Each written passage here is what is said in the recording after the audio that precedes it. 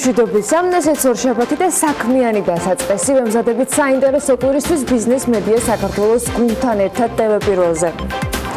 ქართველების მიერ დაფუძნებული ფინტექ კომპანია რაიზინ გერმანული MHB ბანკის შეძენას გეგმავს. თებერვალში საქართველოდან საზღვარგარეთ $18 მილიონი გადაირიცხა, რაც $251,000 ნაკლებია 2018 წლის თებერვლის მაჩვენებელზე. Galten Tagartma მიკროსაფინანსო ორგანიზაცია კრისტალის $15 მილიონი ღირებულების 2 წლიანი ობლიგაციების წარმატებით გამოშვებაზე განაცხადა. TBC ბანკის სამეთვალყურეო საბჭოს ერიკ რაჯენდრატოვებს. ეროვნული ბანკის სტატისტიკით მარტის მიმოხილვას თუ ჩავხედავთ, ბანკებმა იანვარში 20,600,000 პორტფელი ჩამოწერეს და 3,5 მილიონი ამოიღეს. საერთაშორისო გამჭვირვალობა საქართველოს შეფასებით TBC ბანკზე კიბერ თავდასხმასთან დაკავშირებით გამოძიების დუმილი კითხვის ნიშნებს აჩენს. სასესხო პორტფელის დოლარიზაცია კი ჯამში გაზრდილია. ლარიზაციის კოეფიციენტი 42.79%-ია, დეპოზიტები შემცირებულია ლარიზაციის კოეფიციენტში 37.9%-მდე. საქართველოს აეროპორტების გაერთიანებამ 2017 წელს აეროპორტებისაგან $41,425,351 შემოსავალი მიიღო. ასეთი ინფორმაცია მათ მიერ გამოქვეყნებული ანგარიშგებიდან. ეკონომიკის სამინისტრო ფშავ-ხევსურეთის და გუდამაყრის სათემო ინტერნეტიზაციის პროექტის დაწყებაზე აცხადებს. საყოველთაო ინტერნეტიზაციას რა ბედი ეწია, ამაზე ჯერჯერობით არავინ საუბრობს, თუმცა აი ამ ფშავ-ხევსურეთის ამბავს კი აუცილებლად მოვიკითხავთ საქმიანი დილის ეთერის ფარგლებში დღევანდელ დღეს. ასევე დღეს პარლამენტის ბიუროს ირაკლის სესიაშვილის ინიციატივა უნდა წარედგინოს, რომლის მიხედვითაც სასულიერო პირები გარდა მართლმადიდებლებისა სამხედრო სამსახურის გადავადებით ვეღარ ისარგებლებენ. ესე კონსტიტუციაშიც თუ იყო ჩანაწერი მეტამცხრობასთან დაკავშირებით საინტერესოა. მშვიდობისა კიდევ ერთხელ მე ანა ლაპიაშვილი ვარ და ორშაბათის უთენია ძალიან კარგი სიახლეებით უნდა დავიწყოთ. დღე სამეცნიერო ტექნიკური ცენტრი დელტა 2019 წლის ბოლოდან სახანძრო სამაშველო მანქანების სერიულად გამოშვებას იწყებს. ეს მას შემდეგ გადაწყდა, რაც გასულ კვირაში ავსტრიის ქალაქ ლინცში სპეცტექნიკის მწარმოებელ ავსტრიულ როზენბაუერში აწყობილი 2 სახანძრო სამაშველო მანქანის ტესტირება წარმატებით დასრულდა. სპეცტექნიკა ქართული მხარის დაკვეთით დამზადდა და მის პროექტირებაში ჩართული იყვნენ დელტა სპეციალისტები. მიშა ფეიქრიშვილი როგორც ამბობს და მისი მღლიცნი ახასიათის მიუხედავად ამაში ნამდვილად დაეჯერება, ეს არის უნიკალური და ექსკლუზიური ქართულ რეალობას მორგებული მულტიფუნქციური სახანძრო სამაშველო მანქანები. ეს იქნება პირველი რეაგირების ტექნიკა არა მხოლოდ ხანძრების დროს, არამედ სხვა გადაუდებელი სამაშველო ოპერაციებისათვის.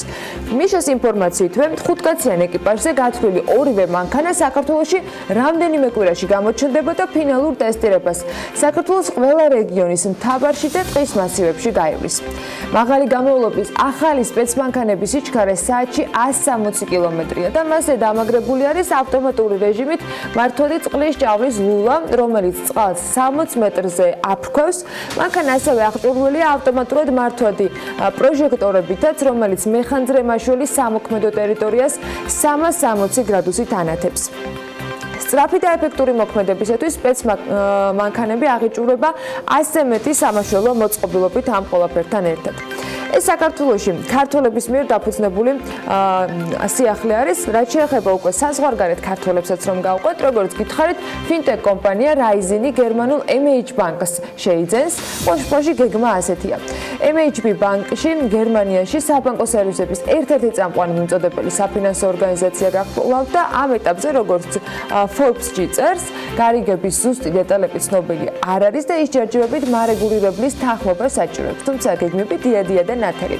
რაიზინის ერთ-ერთი დამფუძნებელი თამაზ გიორგაძე გახლავთ. ტექჩარჩმა აღნიშნა, რომ რაიზინმა $114 მილიონი ინვესტიციის მოპოვება სულ ახლახანს მოახერხა და როგორც გიორგაძე ამბობს, საბანკო ლიცენზიის არქონა მათი კომპანიებისათვის ევროპაში გაფართოების პროცესში დაბრკოლებას რეალურად არ წარმოადგენს. რაიზინი 2013 წელს არის დაფუძნებული და ბერლინიდან საქმიანობს. კომპანია მომხმარებლებისათვის ძალიან მარტივ პრობლემას აგვარებს საბანკო დეპოზიტების შეძენით დაინტერესებული ადამიანებისათვის ძალიან რთულია გადაწყვიტოს, რომელ სადეპოზიტო პროდუქტზე შეაჩეროს არჩევანი. თუმცა პირობები ყველა ბანკს განსხვავებული აქვს და ადამიანებს საქართველოში დასახდება ხოლმე რომ გვიწევს ყველა ეს პირობა განვიხილოთ უკეთესი მოუწებნი და გადაწყვეტილება მივიღოთ.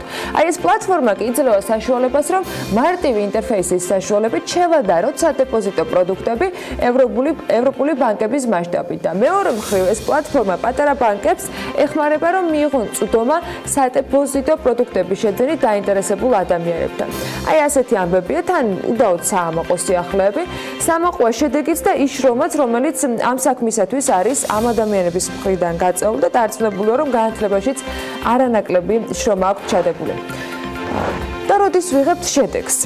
ყველას რომ გვახარებს, აი ისეც. როცა კვალიფიციური კადრი ადეკვატურ გარემოში შრომობს, მაგრამ იქამდე როგორ უნდა მივიდეთ? განათლებით სწორი საგანმანათლებლო სისტემით და კიდევ ძალიან ბევრი კომპონენტია, თუმცა ამ ყველა კომპონენტთან დაკავშირებით ალბათ პასუხი ზუსტი არ შეიძლება არსებობდეს. წინამძღოლში კი შეგვიძლია ვისაუბროთ იმაზე, დღეს რა ხდება ჩვენთან.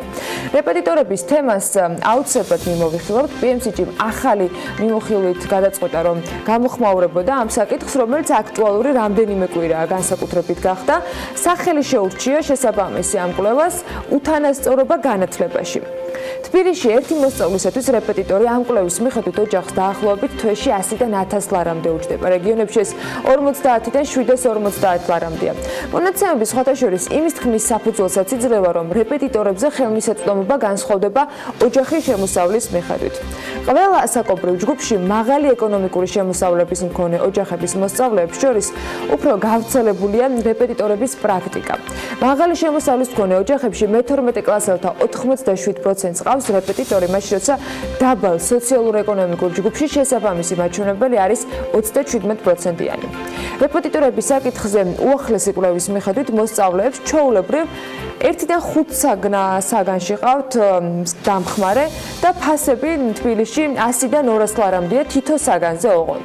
დანარჩენ საქართველოში მშობელს ერთ საგანში შვილის მომზადება დაახლოებით 50-დან 150 ლარამდე უჯდება. საუბარია ერთთვიან ფასზე და სხვათა შორის PMC-ის კვლევაში აღნიშნულია, რომ 2018 წლის საზოგადოებრივი აზრის გამოკითხვის შედეგებზე დაყრდნობით მოსახლეობის 73%-ის აზრია ასეთი, რომ კერძო რეპეტიტორი აუცილებელია ერთიანი ეროვნული გამოცდების ჩასაბარებლად. ამ ხელა პროცენტზე გვაქვს საუბარი. ანუ ამდენი ადამიანი თulis, რომ სკოლაში მიღებული განათლება საკმარის უბრალოდ არ არის იმისათვის, რომ უმაღლეს სასწავლებელში მათი შვილი მოხვდეს. ასევე ყურადსაღებია, რომ კერძო რეპეტიტორის საჭიროება არ უკავშირდება მხოლოდ ერთიან ეროვნულ გამოცდებს. იმავე გამოკითხვაში მოსახლეობის 58%-მა თქვა, რომ კერძო რეპეტიტორი აუცილებელია სკოლის საატესტატო გამოცდების ჩაბარებისთვისაც, რომელიც სხვათა შორის მოიხსნა. 47%-ისათვის კი რეპეტიტორი საჭიროა სკოლაში წარმატებისთვისაც. ანუ სკოლაში რომ კარგი ნიშნები ყავდეთ მოსწავლეებს, აი იმისთვის არის საჭირო რეპეტიტორიო.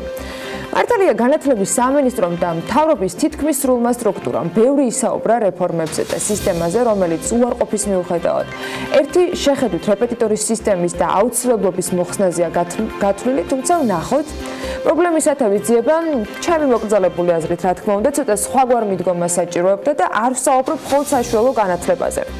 ამის დასტურიც აგერ სახელმწიფო აუდიტის სამსახურის ახალი ანგარიშია. რატომ ხდებიან მოტივირებული აბიტურიენტები, დემოტივირებული სტუდენტები? ეს უკვე შემდეგი ეტაპია. ამ ძალიან საინტერესო შეკითხვაზე პასუხის გასაცემად აუდიტორებმა სახელმწიფო სასწავლო დაფინანსების სქემა შეისწავლეს და უმაღლეს განათლებასთან დაკავშირებული მიდგომების და შეფასების მეთოდების გაუმჯობესების მიზნით რეკომენდაციები შეიმუშავეს. მოდით ჩავხედოთ ამ რეკომენდაციებს. სახელმწიფო აუდიტის სამსახურმა უმაღლესი განათლების უზრუნველყოფის ხარისხი შეისწავლა და დაადგინა, რომ 2014 წელს კურსდამთავრებულთა 64%-მა საბაკალავრო პროგრამების საშუალოზე დაბალი აკადემიური მოსწრები დაასრულა. ეფექტიანობის აუდიტის ანგარიშის მიხედვით საშუალოზე დაბალი აკადემიური მოსწრების მქონე კურსდამთავრებულთა 40% სწორედ ის სტუდენტები არიან, რომლებმაც ერთიანი ეროვნული გამოცდები წარმატებით ჩააბარეს და მიიღეს სახელმწიფო დაფინანსება 50%-ით ან 100%-იანი.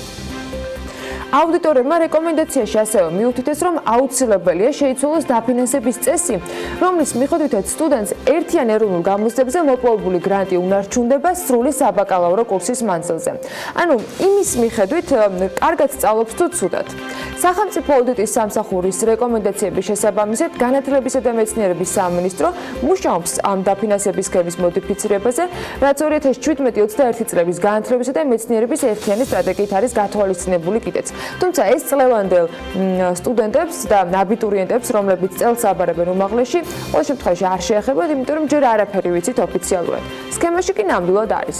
დაფინანსების ახალი მოდელის შეძენა კი, როგორც აუდიტის სამსახური აღნიშნავს, იძლევა იმედს, რომ 2019 წლიდან სტუდენტები ეროვნული გამოცდების შედეგად მოპოვებულ გრანტს შეინარჩუნებენ აკადემიური მიღწევების შესაბამისად, ხოლო სახელმწიფო მილიონობით ლარს აღარ დახარჯავს საშუალოზე დაბალი მოსწრების მქონე სტუდენტების დაფინანსებაზე. მაგალითისათვის, ეფექტიანობის აუდიტის ანგარიშის მონაცემებში წაიკითხავთ, რომ 2015 წელს საქართველოს უმაღლეს სასწავლებელში აქტიური სტატუსის მქონე 122,000-ზე მეტი სტუდენტიდან 57% იღებდა დაფინანსებას, რაც სახელმწიფოს დაუჯდა 74 მილიონი ლარი. სხვათა შორის თავდაპირველად სტატია აუდიტის სახელმწიფო სამსახურმა ბლოგის სახით გამოაქვეყნა, თუმცა მოგვიანებით უკვე ჩაშალა რეკომენდაციები და ანალიზი, რომელიც მას უკავშირდება. მგონი საინტერესო მიგნებებია და მნიშვნელოვანია კითხვის არსებობა, როცა ვიცით, რომ პასუხი საპოვნელი გვაქვს. საპოვნელი გვაქვს მათ შორის პასუხი იმასთან დაკავშირებით, რა შეიძლება იყოს გამოსავალი ამ ყველაფრიდან გამომდინარე. ახლა სხვა ვებსაიტს უნდა ჩავხედოთ აზიურ ფაროსანას იდენტიფიკაციასთან დაკავშირებით და გავრცელების არეალის დადგენისათვის რუსეთის ეროვნული სააგენტოს მონიტორინგის ჯგუფები დასავლეთ საქართველოში გასვლით შეხვედრებს ამ კვირაში იწყებენ. BMG-ს შესაბამისი სააგენტოდან მიაწოდეს ამასთან დაკავშირებით ინფორმაცია და აღნიშნავენ, რომ 20 მარტიდან ფიტოსანიტარები და მონიტორინგის ჯგუფის წევრები საკარმიდამო მონაკვეთებს, თხილის ფართობებს, საცხოვრებლო შენობებს დაათვალიერებენ. აპრილიდან კი დაიწყება უკვე სპეციალური ღონისძიებები იმისათვის, რომ ფერომონების დამონტაჟება მოხდეს და ამ ფერომონების მეშვეობით დადგინდება მავნებლის რაოდენობა და გავრცელების არეალიც. მავნებლის საწინააღმდეგო ღონისძიებების დაწყების ზუსტი თარიღი და დასამუშავებელი ტერიტორიების არეალი უკვე მონიტორინგის შედეგების საფუძვლით განისაზღვრება. გასვლითი შეხვედრების გეგმები და მავნებლის წინააღმდეგ დაგეგმილი ღონისძიებები კი შესაბამისი ჯგუფის წევრების საკოორდინაციო მართვის ცენტრით მოხდება, რომელსაც ხელმძღვანელობს ლაშა შალამბერიძე და ის ამბობს, რომ მავნებელთან ბრძოლაში უმნიშვნელოვანესია ყველა რგოლის, მოსახლეობის, ფერმერების, ადგილობრივი თვითმმართველობის ჩართულობა და რა თქმა უნდა მათი შეთანხმებული მუშაობა, რაც ხელს შეუწყობს მავნებლის პოპულაციის შემცირებას და თავიდან ეკონომიკურ ზარალს აარიდებს თვითონ იმ ადამიანს, ვისაც ეს პრობლემა ეხება და რა თქმა უნდა ჯამში მთლიან ქვეყანასაც. ვიდრე საქართველოს ხელისუფლების კონტროლირებად ტერიტორიაზე ასე ნაბიჯ-ნაბიჯი გეგმება ყველაფერი, ოკუპირებულ რეგიონში რა თქმა უნდა თავისი მეთოდები აქვთ. მაგალითად, გალიტივი ამბობს, რომ გალში დაახლოებით 1 კვირა, რაც აზიური ფაროსანას წინააღმდეგ ბრძოლა ერთ-ერთი მათ მიერ უკვე გამოცდილი მეთოდით, ანუ მექანიკური საშუალებებით განაახლეს. სოფელ შაშიკვარაში ამოქმედა პუნქტი, სადაც მერე მოსახლეობისაგან შეგროვებულ ფაროსანას იბარებენ კიდეც. ადგილობრივებს მავნებელი მწერი ტომრებით, პლასტმასის ბოთლებით და პარკებით მიაქვს. დე-ფაქტო სოფლის მეურნეობის სამინისტრის ჩართულობით შექმნილია სამუშაო ჯგუფიც, რომელმაც პროცესს თვალი უნდა მიადევნოს. მათ, ვინც ფაროსანას აბარებს, თან უნდა ჰქონდეთ პირადობის დამადასტურებელი მოწმობა სპეციალური ფორმის შესავსებად. დღეისათვის როგორც ამბობენ, ანუ როცა მაშინ ეს მასალა გამოქვეყნდა, 212 კილოგრამი მავნებლის შეგროვება მოხერხდა. 1 კილოგრამი მოსახლეობას 1000 რუბლად უჯდება, ანუ 1000 რუბლს უხდიან. შარშან 2 ტონა ნახევარი შეგროვდა სხვათა შორის ამავე მეთოდით, ანუ სულ ტომარ-ტომარა შეაგროვეს ფაროსანა. სოხუმში იმასაც ამბობენ, რომ წელის პოპულაცია გასულ წელს 50%-ით შემცირდა. ასეთი მეთოდებით არ ვიცი რამდენი შეიძლება დაიჯერებოდეს და აღნიშნავენ, რომ ამ ხერხით ბრძოლა ძალიან ეფექტურია. ანუ თითო ფაროსანას დასდევენ. დე-ფაქტო სოფლის მეურნეობის მინისტრის მოადგილის არტურ სარაბიკიანის განმარტებით კი ისინი პრობლემასთან საბრძოლოდ სპეციალური პროგრამის ფარგლებში, რა თქმა უნდა, რუსეთთან თანამშრომლობენ. სოხუმმა 7 მილიონი ლარი გამოყო, რუსეთისაგან კი დამატებით 3 მილიონ რუბლს ელოდებიან და სხვათა შორის აღენიშნა ისიც, რომ აფხაზეთის აღმოსავლეთ რაიონებიდან დაწყებული ბრძოლა მალე მთელი ქვეყნის მასშტაბით გავრცელდება. ქვეყანა რა თქმა უნდა ბრჭყალებში, იმიტომ რომ არ არსებობს ეს ქვეყანა. აზიურმა ფაროსანამ აფხაზეთში თხილის და ხილის მნიშვნელოვანი ნაწილი განადგურა, იგივე პრობლემაა ხოთაშორის სამეგრელოს რაიონებშიც. ნუ არ შემიძლია რამე კომენტარი გავაკეთო სერიოზული ამ თემასთან დაკავშირებით, ხა ხელით როგორ შეიძლება ფაროსანა დაიჭირონ, ან საერთოდ რა სქემაზე შეიძლება იყოს საუბარი, რამე სერიოზულთან დაკავშირებით მე მგონი ვერაფერზე ვერ ვიმსჯერებ, მაგრამ ნახოთ, მაყურებლისათვის მიმინდია ამ ყველაფერთან დაკავშირებით ანალიზი. ძალიან საინტერესოა ხოთაშორის და ვერაფრით ვერ ამოვხსენი, აგერ უკვე მეორე წელია კითხვაზე პასუხი, რას უშვებიან მე ამ შეგროვებულ მავნებელს? ოსპოში არავინ არ წერს ამასთან დაკავშირებით, მაგრამ რაც ვიცით ის არის, რომ ფაროსანას გასანადგურებლად ორი მეთოდი არსებობს, ან უნდა დაწვა ისინი, ან წყალს გაატანო. წყალშიც არსებობს შანსი გადარჩენის, ამიტომ დაწვა უკეთესი ვარიანტია. ცეცხლის დანთება ცუდი აზრი ნამდვილად არ უნდა იყოს, ისე ცეცხლზე ნავთზე გახსენებაზე. მგონი დრო არის უკვე რომ ლევან თაღიაშვილი შემოგვიერთდეს ნავთობის ფასების მიმოხილვით. ლევან, დილა მშვიდობის. მე რასაც დავაკვირდი, პირადი მოხმარებიდან გამომდინარე, ბოლო ერთი კვირის განმავლობაში ზოგიერთი ტიპის საწოვის ფასი კიდევ გაიაფებულია. შენგან გადამოწმებული მონაცემები რას ამბობენ? კი ბატონო, ცეცხლი და ნავთი ნამდვილად არ გვაქვს, მაგრამ ნავთობის ფასებზე აუცილებლად მოგიყვებით. ბოლო ერთი კვირის განმავლობაში ნავთობის ფასმა საერთაშორისო ბაზარზე სამწუხაროდ მოიმატა. ნიუ-იორკის ნავთობის ბირჟაზე ფასი დაახლოებით $2.5 გაიზარდა. და როგორც ეკრანზე ხედავთ, მისი ფასი $48.5 ტრადიციისამებრ დაახლოებით იგივე მოხდა ლონდონის საფონდო ბირჟაზეც. გასულ კვირას ნედლი ნავთობის ფასი $65 და 74 ცენტს შეადგენდა. დღეს კი როგორც გრაფიკზე ხედავთ, ეგრეთ წოდებული შავი ოქროს ღირებულება $67 და 16 ცენტია. საინტერესოა განვიხილოთ ფასზე მოქმედი ფაქტორებიც. როგორც ჩანს, ნავთობის გლობალური ბაზარი გასული პერიოდის განმავლობაში მიყენებული ფინანსური ზარალის ანაზღაურებას ცდილობს, რის გამოც ოპეკის წევრმა ქვეყნებმა კვლავ შეამცირეს ნავთობის მოპოვების რაოდენობა. შესაბამისად, მათ ზემოქმედება მოახდინეს ბაზარზე და ფასებიც ზემოთ წავიდა. CNBC წერს, რომ კვლევის მიხედვით თებერვლის თვეში ოპეკის ქვეყნების მხრიდან ნავთობის წარმოება 4 წლის მინიმუმზე დაეცა, რაც იმას ნიშნავს, რომ ნავთობმომპოვებელი სახელმწიფოები აქტიურად იბრძვიან ნავთობის ფასის გაზრდისთვის. აქვე გეტყვით იმასაც, რომ გააქტიურდა ამერიკა-ჩინეთის სავაჭრო ომის შესახებ მოლაპარაკებები. ექსპერტები ვარაუდობენ, რომ ჩინეთის ერთ-ერთი მოთხოვნა ამერიკის მხრიდან ნავთობის მოპოვების შემცირება იქნება. შესაბამისად, ფასი მომავალში შესაძლოა კიდევ გაიზარდოს. ვნახოთ, როგორ განვითარდება მოვლენები. ჩვენ ცხადია ყოველკვირეულ მონიტორინგს გავაგრძელებთ და ჩაგაყენებთ საქმის კურსში. რაც შეეხება საქართველოს ბაზარს, ბენზინის ფასის კლება უკვე მეოთხე კვირა არ ჩერდება. ამჟამად 5-ვე მთავარმა ნავთობ კომპანიამ გააიაფა როგორც პრემიუმის, ასევე რეგულარის საწოვი. კლება 3-6 თეთრი შეადგინა და ჩაშლილად ამ მონაცემებს ეკრანზეც ხედავთ. რამდენიმე კვირის წინ, როდესაც პირველად გავაკეთეთ ნავთობის ბირჟის მიმოხილვა, პრემიუმის ტიპის საწოვების მინიმალური ფასი $2.48 იყო, ახლა კი $2.32 თეთრია. შესაბამისად, დაახლოებით ერთ თვეში პრემიუმის ტიპის ბენზინი 16 თეთრით გაიაფდა. რაც შეეხება რეგულარს, მისი ფასი ერთი თვის განმავლობაში 13 თეთრითაა შემცირებული და ამჟამად მისი მინიმალური ფასი ტოპ 5 ნავთობ კომპანიის ბენზინგასამართ სადგურზე $2.22 თეთრია.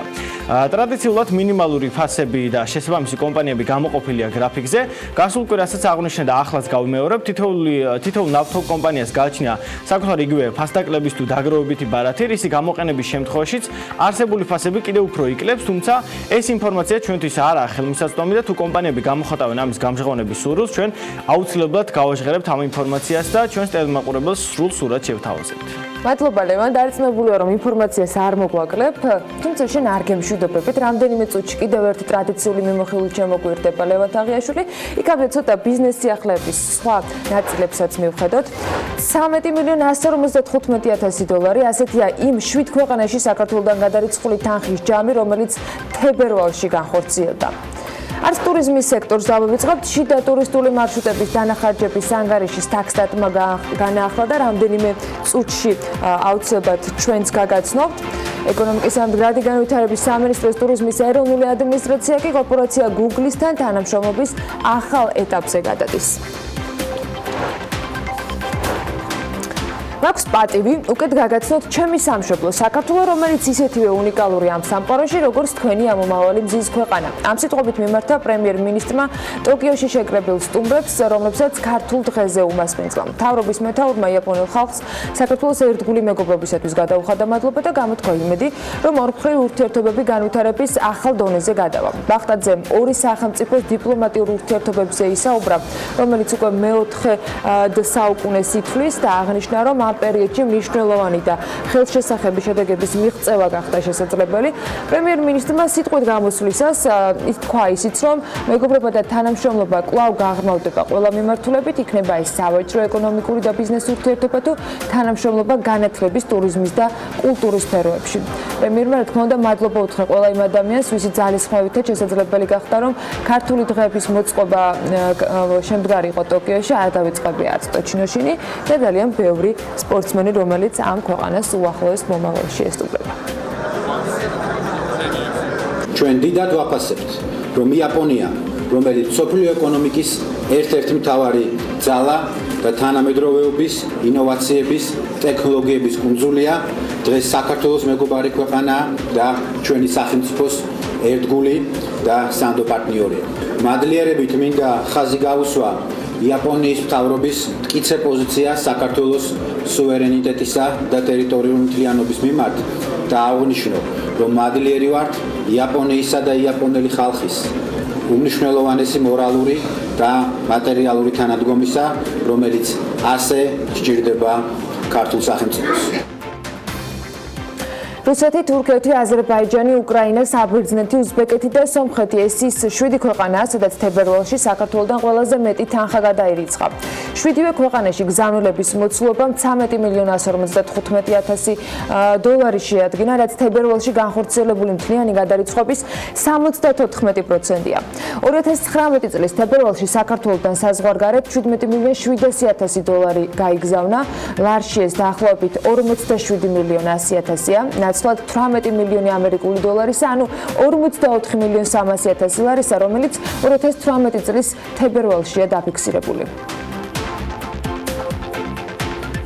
სტატისტიკის ეროვნულმა სამსახურმა ადგილობრივი ტურიზმის სტატისტიკაც განაახლა. 2018 წელს საქართველოს ტერიტორიაზე 15 წლის და უფროსი ასაკის ადგილობრივი ვიზიტორების საშუალო თვიური რაოდენობა იყო 914,100, რომელმაც ქვეყნის ტერიტორიაზე 1,100,000 ვიზიტი განახორციელეს. სხვათა შორის ამ პერიოდში ვიზიტების რაოდენობა 4%-ით აღემატება 2017 წლის შესაბამის მონაცემებს. 2018 წელს საქართველოს რეზიდენტი ვიზიტორების მიერ ქვეყნის ტერიტორიაზე განხორციელებული ტურისტული ტიპის ვიზიტების საშუალო თვიური ოდენობა 481,400-ით განისაზღვრა, რაც 6,5%-ით მეტია წინა წლის შესაბამის პერიოდს თუ შევადარებთ.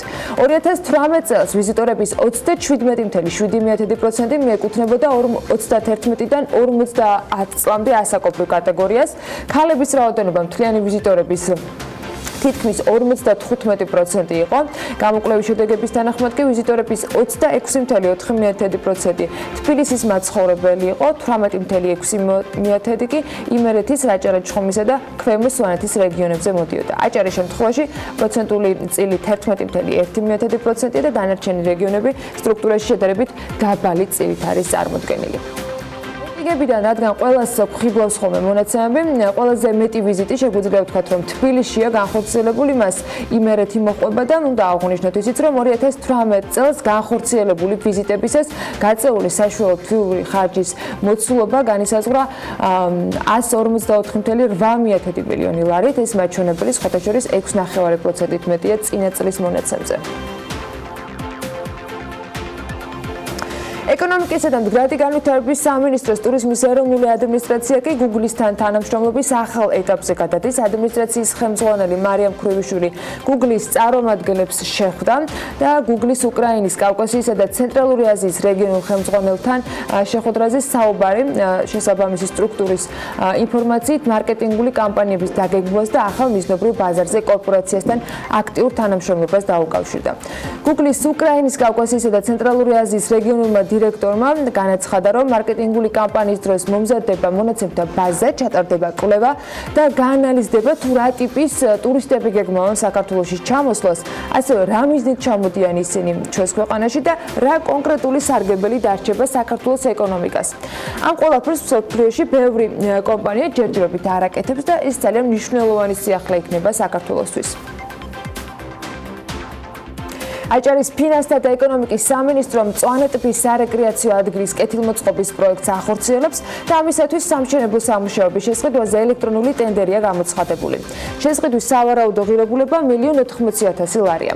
ხულოს მუნიციპალიტეტში არსებული მწვანე ტბის ეთილმოწყობის პროექტის ფარგლებში გათვალისწინებულია სასეირნო ბილიკები, საპარკინგი ადგილი, კარვების სოფელი, ვიზიტორთა თავშესაფარი, ველობილიკები და საცხენოსნო ტურიზმის სადგურიც.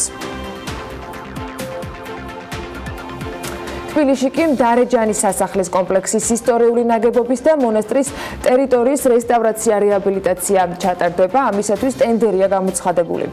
სატენდერო პირობების მიხედვით წინადადებების მიღება 3 აპრილს დაიწყება და 8 აპრილს დასრულდება. შესყიდვის სავარაუდო ღირებულება კი 2,167,591 ლარია. სატენდერო დოკუმენტაციაში აღნიშნულია, რომ სამუშაოების შესრულების ვადად ხელშეკრულების გაფორმებიდან 16 თვეა განსაზღვრული.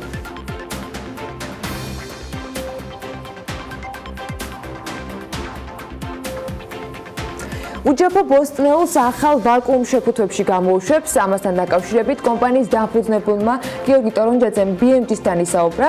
კომპანიამ დაჭრილი ბოსტნეული ბაზარზე პირველად წელიწად-ნახევრის წინ გამოუშვა, თუმცა ეს პროდუქცია ბაზრიდან მალევე გაქრა. მიზეზად შეფუთვასთან დაკავშირებული პრობლემები დასახელდა. ამ ეტაპზე უჯაფოს წარმომადგენლები ამბობენ, რომ ჭარხალი, კახიხილი, სტაფილო და კარტოფილი ახალ აბაზანის ფორმის ჭურჭელში განთავსდება. ტორონჯაძის ინფორმაციითვე კომპანია ზაფხულში ბათუმშიც გამოჩნდება. რადგან თბილის გავცდით, კახეთისაკენაც უნდა გავიხედოთ. კახეთის რეგიონში რეგიონული განვითარების ფონდიდან დამატებით კიდევ 6 ინფრასტრუქტურული პროექტი განხორციელდება. ყვარელში მაგალითად დამატებით 2, ახმეტაში 1, თელავში 1 და დედოფლისწყაროში კიდევ 2 პროექტია დაგეგმილი. რეგიონებიდან ყვარლის მუნიციპალიტეტს 2 პროექტის განსახორციელებად 1,501,000 ლარი დაემატა. კერძოდ სოფელ გავაში სკოლის მიმდინარე გზის მოასფალტებაა დაგეგმილი. სოფელ ალმატაში სკოლასთან და საბავშვო ბაღთან მისასვლელი გზის რეაბილიტაცია გათვალისწინებული და როგორც კახეთი ნიუსი წერს, ამავე ფონდიდან ახმეტის მუნიციპალიტეტს დამატებით 1 პროექტისათვის 695,972 ლარი გამოეყო.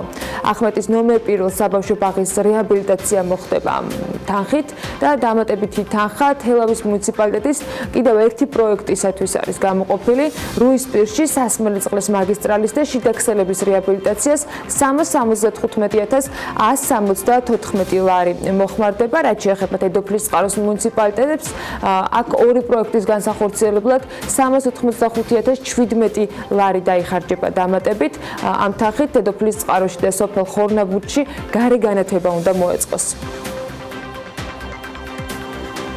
სიღნაღში ახალი სახანძრო სამაშველო დეპოს მშენებლობა მიმდინარეობს. საგანგებო სიტუაციების მართვის სამსახურში ამბობენ, რომ მუნიციპალიტეტის მოსახლეობას ახალი დეპო 2019 წლის სექტემბრიდან მოემსახურება. კახეთი ნიუსთან უწყებაში განმარტავენ იმასაც, რომ შენობა თანამედროვე სტანდარტების შესაბამისად იქნება აღჭურვილი, რაც მნიშვნელოვნად მეხანძრე მაშველის სამუშაო პირობებს გააუმჯობესებს.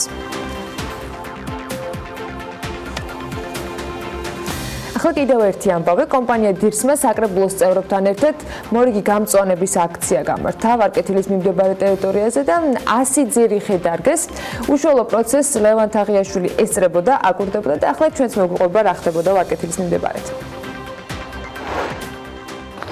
კომპანია დილსის მხარდაჭერით და საკრებულოს ინიციატივით კამპანია გაამწვანე ვარკეთილის ფარგლებში. 166 საბავშვო ბაგაბაღის ტერიტორიაზე 100 ძირი კედრის ხე დაიდგა. თბილისის საკრებულოს ინიციატივით ვარკეთილის ერთ-ერთი უბანის გამწვანებას ვახორციელებთ. მე ვფიქრობ, რომ ძალიან მნიშვნელოვანია კერძო სექტორის მონაწილეობა.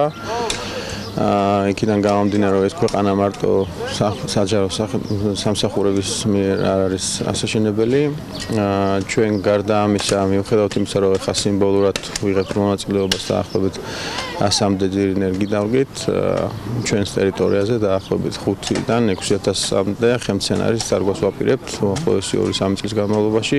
დღეს ცოტა სიმცირე არის კერძო სექტორის, იმედი მაქვს და მოუწოდებ ასევე ჩვენს ბაზარზე მოქმედ ყველა დიდ ბიზნესმენს, რომ მიიღონ მსგავს აქციებში მონაწილეობა. მე ვფიქრობ, რომ ეს ერთ-ერთი ის პრობლემაა, რომელიც დღეს ქალაქში ყველაზე მწვავედ დგას და ჩვენი ინიციატივა, როცა როდესაც მივიმართეთ კერძო კომპანიებს, იყო ზუსტად ეს, რომ ყველამ რაღაცა წვლილი გაიღოს იმაში, რომ ჩვენ ქალაქში ეკოლოგიური მიმართულებით მდგომარეობა შეიცვალოს. მე მინდა ყველა კომპანიას დიდი მადლობა გადაუხადო, რომელიც გამოგვეხმაურა. გამწვანების აქციაში მონაწილეობა დირსის თანამშრომლებთან, მუნიციპალიტეტის წარმომადგენლებთან და ადგილობრივ მოსახლეობასთან ერთად თბილისის სახელმწიფო უნივერსიტეტის და კავკასიის უნივერსიტეტის სტუდენტებმაც მიიღეს, რომლებიც სწავლის პარალელურად კომპანიაში სტაჟირების პროგრამას გადიან. რამდენიმე თვე არაც დირში გავდივარ სტაჟირებას და ვფიქრობ, რომ მსგავსი აქტივობების განხორციელება ძალიან მნიშვნელოვანია. ხშირად მიწევს ამ პერიოდის განმავლობაში CSR კამპანიებში ჩართულობა და დღესაც ძალიან მიხარია, რომ გამწვანების აქციაში ვიღებ მონაწილეობას და ვფიქრობ, რომ ყველას ჩართულობა და მათ შორის სტუდენტების ჩართულობაც მსგავს პროექტებში ძალიან მნიშვნელოვანია ჩვენთვის. კომპანია დირსის საცხოვრებელი კომპლექსის ტერიტორიაზე მტკვრის სანაპიროზე ბულვარისა და პარკის მასშტაბური განაშენიანების პროექტის განხორციელებას გეგმავს, სადაც 5000-ზე მეტი ხემცენარე დაირღვება და ევროპული ტიპის პარკი მოეწყობა, რაც დედაქალაქისთვის მნიშვნელოვანი შენაძენი იქნება. დღეისთვის ნამდვილად ბევრი შრომა ნამუქმეებზე ლევანმა, რომელიც ახლა უკვე საქართველოს და ლონდონის საფონდო ბირჟების მიმოხილვით უნდა შემოგვიერთდეს. ლევან, როგორი კვირა გქონდათ ქართულ კომპანიებს? შენ დაატვირთული შაბათ კვირა გქონია ნამდვილად.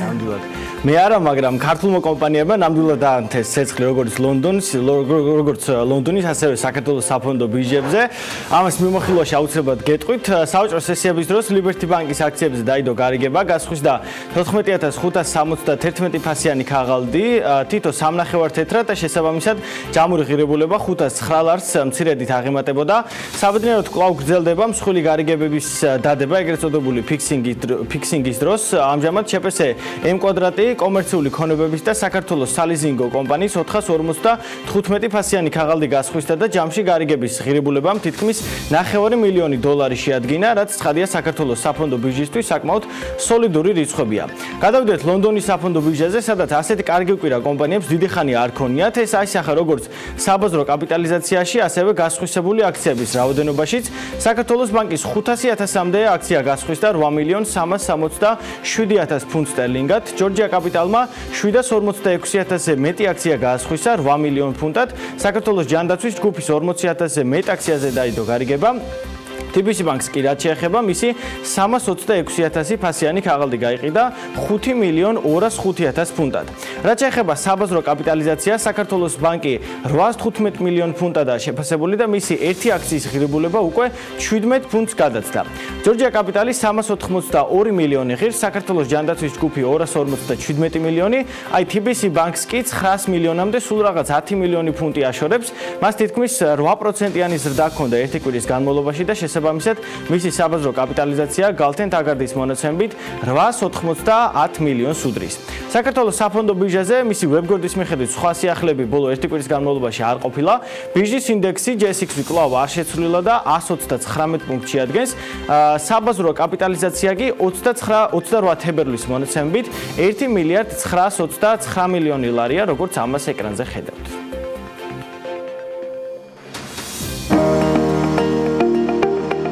ამინდის პროგნოზის სპონსორია სადაზღვევო კომპანია უნისონი.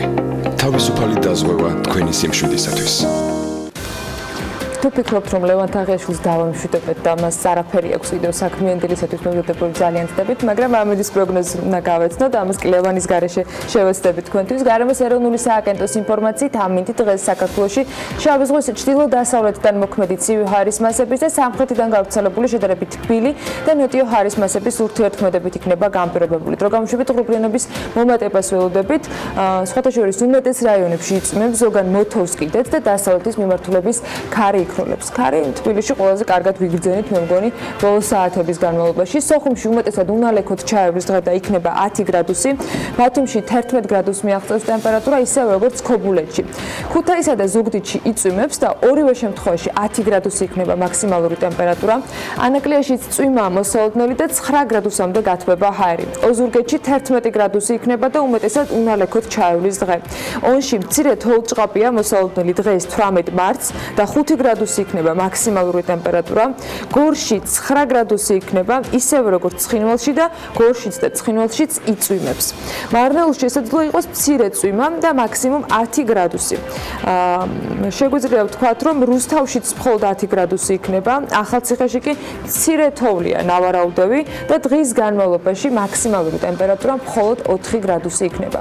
ბორჯომში ასევე შესაძლოა იყოს მცირე ნალექი და 5 გრადუსს მიაღწევს ტემპერატურა. ბაკურიანში ყინავს 0 გრადუსი იქნება და აქაც მცირე თოვლს ელოდებიან, ისევე როგორც ახალ ქალაქში.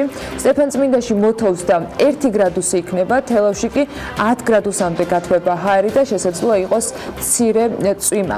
თბილისს რაც შეეხება, დრო გამოშვებით ღობლიანობა მოიმატებს, დედაქალაქში წვიმის ფონზე რა თქმა უნდა იქნება ქარი და ჰაერის მაქსიმალური ტემპერატურა 10 გრადუსია ნავარაუდევი. აი ასეთი ამინდი გველოდება დღეს 18 მარტს დედაქალაქში და მთელი საქართველოს მასშტაბით და რა თქმა უნდა ეს ინფორმაციები ყველაზე სანდო გადამოწმებული და ზუსტი არის გარემოს ეროვნული სააგენტოს მხრიდან მოწოდებული ბიზნეს მედია საქართველოსათვის. ზუსტ სანდო გადამოწმებული და რა თქმა უნდა საინტერესო ამბებს გიმზადებთ რეკლამის შემდეგ ჩვენ სტუმრებთან ერთად დავბრუნდებით და რა თქმა უნდა ლევან თაღიაშვილის კიდევ ერთი სიუჟეტი უნდა ვნახოთ სულ რამდენიმე წუთში ძალიან საინტერესო ამბებით ვართ პირდაპირ ეთერში.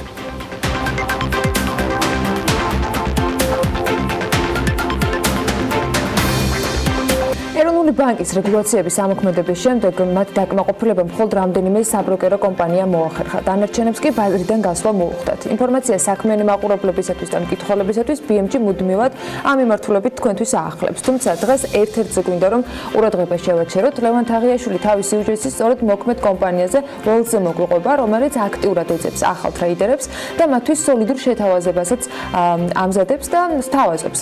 დეტალებში რა თქმა უნდა სიუჟეტში გავაგვარეთ. გასულ წელს ეროვნული ბანკის რეგულაციები საბროკერო კომპანიების მიმართ გამკაცრდა. ახალი წესის მიხედვით გაიზარდა და დაიხვეწა საბროკერო კომპანიების სალიცენზიო მოთხოვნები. განისაზღვრა კომპანიების მმართველი ორგანოს წევრების შესაფერისობის კრიტერიუმები და დამატებით განისაზღვრათ მოთხოვნები კლიენტების სახსრებისა და ფინანსური ინსტრუმენტების ადმინისტრირებასა და განკარგვასთან დაკავშირებით. ამ ცვლილებების შედეგად ბაზარზე მხოლოდ რამდენიმე კომპანია დარჩა, რომლებმაც ყველა კრიტერიუმის დაკმაყოფილება შეძლეს. ერთ-ერთი ასეთი საბროკერო კომპანია Wells-ია, რომელიც ბაზარზე რამდენიმე წელია ოპერირებს და ცდილობს საქართველოში ტრეიდერობის კულტურა დაამკვიდროს. სავალუტო და საფონდო ბაზრებზე ვაჭრობის კულტურა საქართველოში ჯერ კიდევ ჩანასახის პროცესში არის. მიუხედავად იმისა, რომ არსებობდნენ ბროკერები, შეიძლება 10 წლსაც ითვლიდეს, მაგრამ როგორც ესეთი კულტურა ჯერ არ ჩამოყალიბებულა, გამოცდილებამ მოგცა საშუალება ჩამოყალიბებინა საბროკერო კომპანია უკვე თავისი სტრუქტურით, თავისი განყოფილებებით და დღეს აგერ უკვე ერთ წელი გახდება ფაქტიურად, რაც ამ ბაზარზე მუშაობ და ოპერირებთ. ძალიან პატარა კომპანია იყო, ჯერ კიდევ 2014 წელს, სულ რამდენიმე ადამიანი, 4-5 ადამიანი.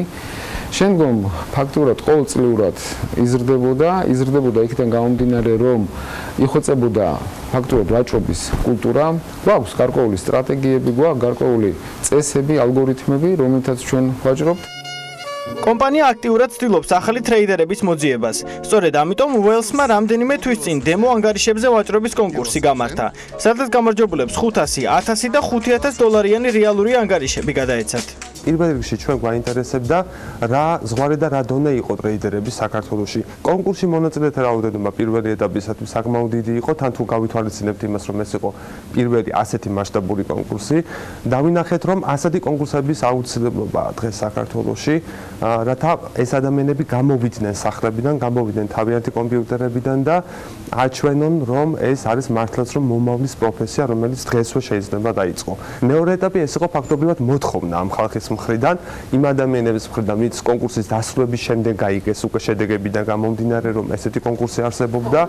როგორც კომპანიაში ამბობენ, იმისათვის რომ ტრეიდერი გახდე და დამატებითი შემოსავალი მიიღო, ან საერთოდაც სავალუტო და საფონდო ბირჟა შენი შემოსავლის მთავარი წყარო გახდეს, მხოლოდ სურვილი და შინაგანი დისციპლინაა საჭირო. ამ მთავარი ამოცანა ჩვენი გუნდის, ჩვენი კომპანიის ეს არის პირველ რიგში აი ამ სოციუმის გარშემო გაერთიანება იმ ტრეიდერების, რომლებიც ამ სფეროთი იქნებიან დაინტერესებული. და რას მისცემს ეს ტრეიდერებს? პირველ რიგში ის, რომ ისინი არ აღმოჩნდებიან ბაზრის წინაშე პირისპირ, არამედ ისინი იმუშავებენ გუნდთან ერთად და გარკვეულწილად ჩვენ დასაქმების პროგრამასაც ვწყვიტავთ, ამითი ვაძლევთ შანს ყველას, რათა გამოსცადონ თავიანთი შესაძლებლობები, ძალები, ჩვენ მაქსიმალურად შევასწავლეთ ყველა იმ მეთოდებს, ყველა იმ სტრატეგიებს, რომელსაც ჩვენ თვითონ ვიყენებთ. ადრე თუ გვიან ბროკერობა ერთ-ერთი პოპულარული პროფესია გახდება საქართველოში. ქვეყანაში, სადაც უმუშევრობა და სიღარიბე ერთ-ერთი მთავარი გამოწვევა, ამ შანსის ხელიდან გაშვება ნებისმიერი ასაკის ადამიანისთვის ნამდვილად დიდი შეცდომა იქნება. მაშასე საბროკერო და აქტივების მმართველი კომპანია ველსი დემო ანგარიშებზე ვაჭრობის კონკურსს. ახალ აცხადებს და კიდევ ძალიან ბევრ საინტერესოს ხდება. მეტი კონკრეტიკით ჩვენი სტუმრები შეავსებენ თქვენთვის საჭირო ინფორმაციას. დიმიტრი სუკიასოვი, საბროკერო და აქტივების მმართველი კომპანია ველსის დირექტორი და შალვა გორდეზიანი, საბროკერო და აქტივების მმართველი კომპანია ველსის მარკეტინგის დირექტორი შემოგვიერთდნენ. მოგესალმებით, მადლობა იმის რომ ხართ ჩვენთან ერთად. ბატონ დიმიტრი, მოდით ვიდრე კონკურსზე გადავიდოდეთ, თავად თქვენს კომპანიაზე მოგვიყვებით ცოტა მეტი, რამდენი რაც ბაზარზე ხარ წარმოდგენლები, რა რაოდენობის სტაფით ხარ წარმოდგენლები და რამდენად სხვადი არის მათი რაოდენობა, იმიტომ რომ ბროკერები ხშირად იმატებიან ხოლმე. კი, სამწუხაროდ რა თქმა უნდა სტაფის რაოდენობა მუდმივად იცვლება, მაგრამ დავიწყებ შემდეგნაირად. ჩვენ ჩამოვყალიბდით 2014 წელს და პირველივე დღიდან ჩვენი მთავარი სლოგანი იყო ვართ ერთად წარმატებისთვის. ანუ კომპანიის სტრუქტურა თავიდანვე იყო ჩამოყალიბებული როგორც გუნდური ტიპის მუშაობა კონკრეტული მიზნისთვის. კონკრეტული მიზანი ჩვენ შემთხვევაში არის საკმაოდ დიდი წარმატების მიღწევა ფინანსურ ბაზრებზე. მაგისთვის ჩვენ ანუ გავიარეთ რამოდენიმე ეტაპი. პირველი ეტაპი საკუთარი სხვადასხვა ტიპის ალგორითმების ჩამოყალიბება, რომელიც დავნერგეთ და გახდა დღესდღეობით კომპანიის განუყოფელი ნაწილი შემოსავლების მხრიდან. აგრეთვე სრული ინფრასტრუქტურის ცვლილება და ალგო ტრეიდინგის დანერგვა. შემდეგი ეტაპი იყო პირველი პროპი საქართველოში, რომელიცაც საკმაოდ დიდად ვამაყობთ ახლა და 2018 წლიდან 11 აპრილიდან როგორც კი შემოვიდა უკვე რეგულაცია, ჩვენ შევედით საბროკერო ბიზნესშიც, იმიტომ რომ ჩვენ ეგ თემა ზოგადად ძალიან გვაინტერესებდა, მაგრამ მთავარი მიზეზი, რის გამოც მანამდე არ ვეხებოდეთ მაგ საქმიანობას, ეს იყო ის ფაქტი, რომ არ იყო რეგულირებადი. როდესაც ეს ბიზნესი არ არის რეგულირებადი, კომპანიებს არ ჰქონდა წვდომა ისეთ ღრმა ლიკვიდურობაზე, ანუ ტრეიდერისთვის მნიშვნელოვან მხარეს სხვადასხვა ელემენტარულად ინგლისის სხვადასხვა ფულებზე და ეს პრობლემა ძალიან მარტივად გადაწყდა. თქვენთვის უფრო კომფორტი აღმოჩნდა რეგულაციები, ვიდრე თქვათ სხვა კომპანიებისთვის, რომლებიც სერიოზული გამოწვევების წინაშე აღმოჩნდნენ და რეალურად ბაზრიდან საერთოდ გავიდა რამდენიმე. კი, რა თქმა უნდა, ანუ ძალიან მარტივად რო შევხედოთ ამ ბიზნესს, მით უმეტეს სავალუტო ბიზნესს, არის შემდეგი მომენტი, ანუ ნებისმიერ კომპანიას შეუძლია იყოს, ნებისმიერი კომპანია შეიძლება იყოს კონტრაჰენტი. ანუ რას ნიშნავს თვითონ თავის თავზე აიღოს რისკი, იმაზე რომ კლიენტი იმუშავებს ან დაზარალდება, მაგრამ არის ამავე ბაზრის ეს ეგრე რომ ვთქვათ, ბაზრის ცუდი მხარე და ამავე ბაზრის კარგი მხარე არის ის, რომ არსებობს უამრავი ღრმა პროფესიონალური ლიკვიდურობა, რომელიც ძირითადად წარდგენილია ინგლისში როგორც L-Quenix-ის LD4-ში და სხვადასხვა ლიკვიდურობის აგრეგაციის ფულები, რომლის წვდომა შენ ვერაზროს ვერ მიიღებ თუ არა ხარ მკაცრად რეგულირებადი კომპანია. Так что ეგ ყველაფერი, ანუ რეგულაცია ამ სეგმენტის საკმაოდ კარგი გახდა, მასზე თუ ხარ დაინტერესებული ჯანსაღი ბიზნესის ჩამოყალიბებაში.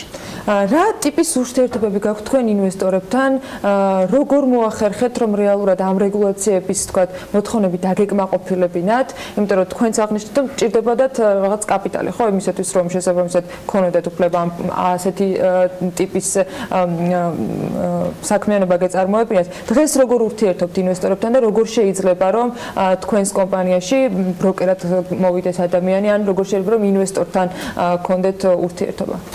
რაც შეეხება საინვესტიციო პროდუქტს, ეს ჯერჯერობით მზადების პროცესია და მაგაზე სავარაუდოდ ვილაპარაკებთ ახლო მომავალში, თვე ნახევრის განმავლობაში. რაც შეეხება ბროკერებს, ანუ ჩვეულებრივ ტრეიდერებს, რომელსაც აქვს სურვილი, ადამიანს მარტივად უნდა აკმაყოფილებდეს სამ ძირითად პირობას: ეს დისციპლინა, კიდევ ერთხელ დისციპლინა და კიდევ ერთხელ დისციპლინა. რაც შეეხება საკუთარ კაპიტალს და კომპანიის ეგ ყველაზე მთავარია, იმიტომ რომ ერთ-ერთი მიზეზი რის გამოც ადამიანი კარგავს ფულს, ეს არის ბაზრის იმედი. როდესაც უკვე დისციპლინარულ მომენტებს არღვევს და იმედად რჩება, რომ ყველაფერი შეიძლება მის სასარგებლოდ. სამწუხაროდ უნდა თავდება ეს ყველაფერი.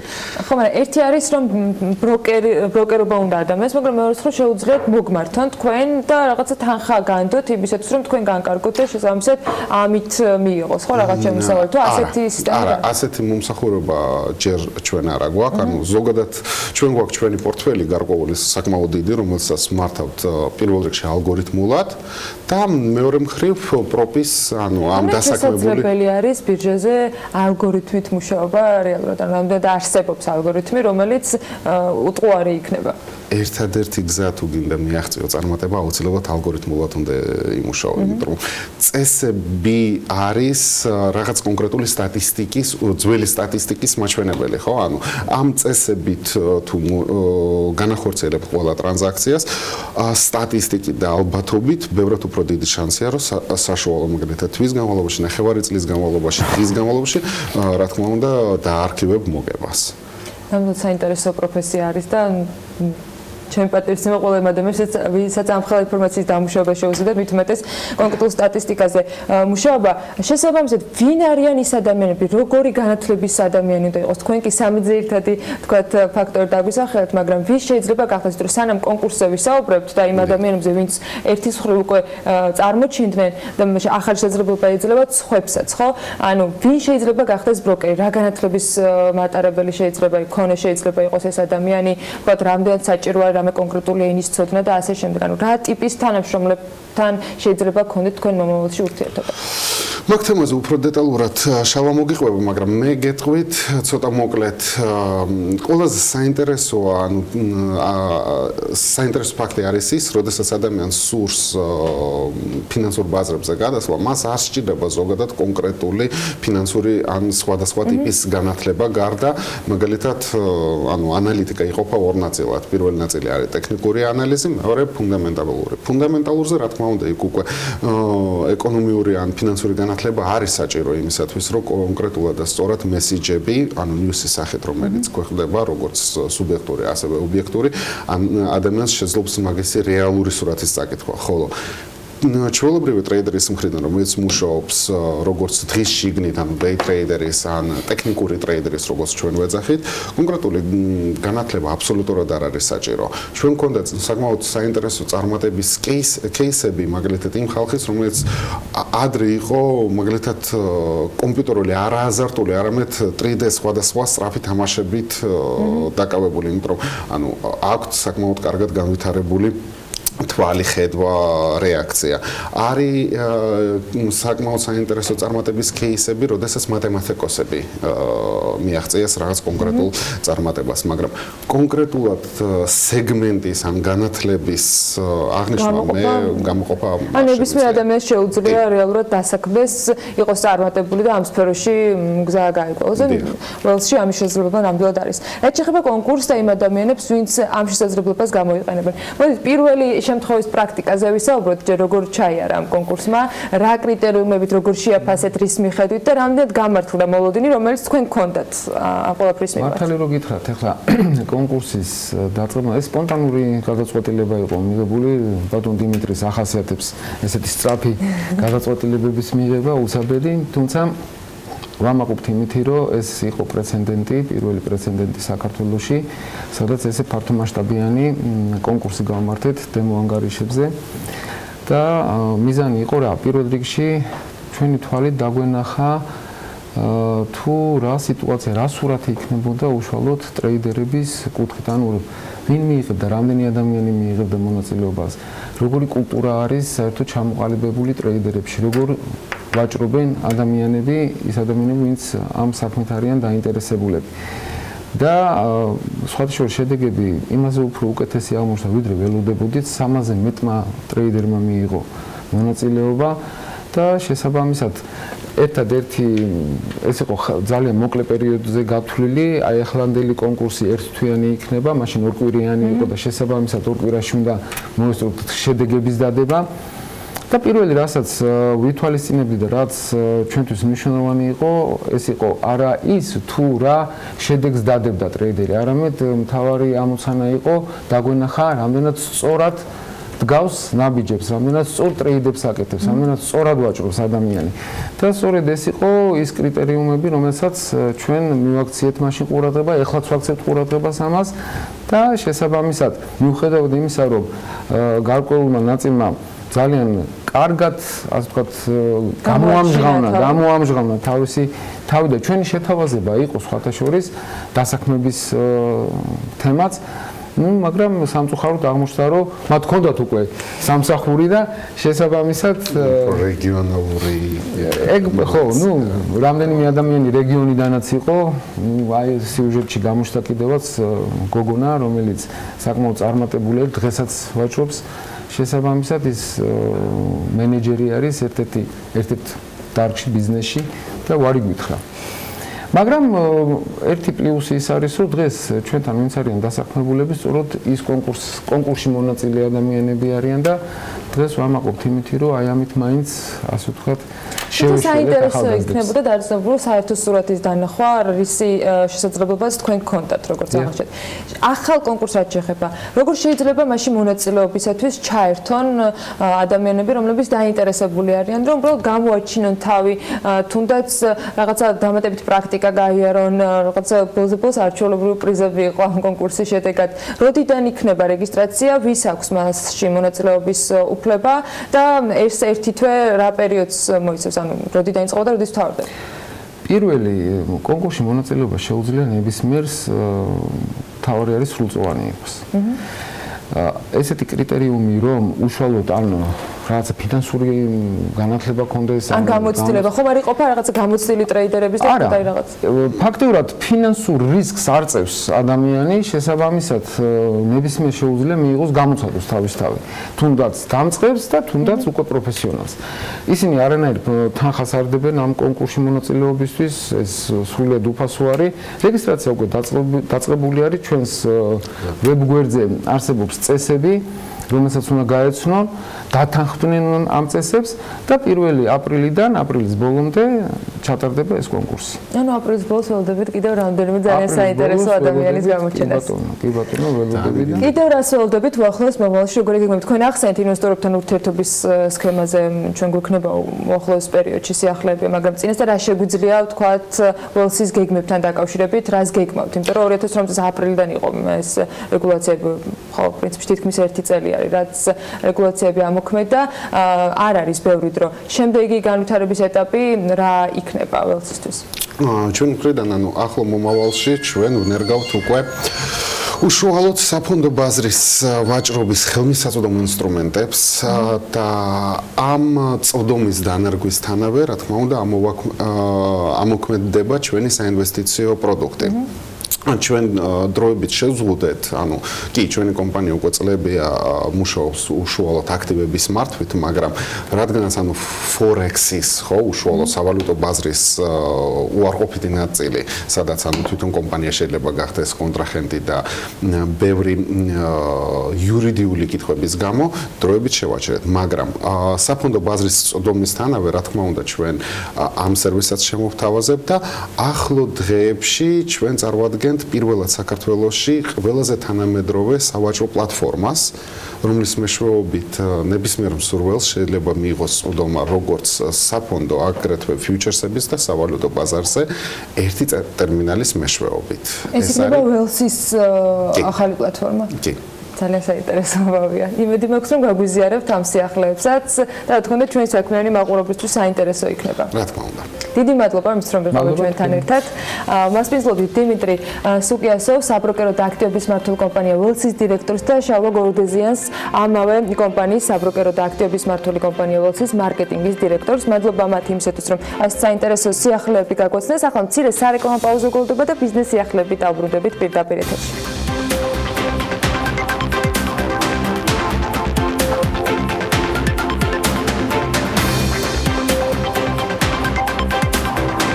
ქართული იაპონურ კომპანიას ტოშიბას პროდუქციის საქართველოში წარმოებას, რეგიონული ლოჯისტიკური ცენტრის გახსნას და რეგიონული სათაო ოფისის ამოქმედებას თავაზობს.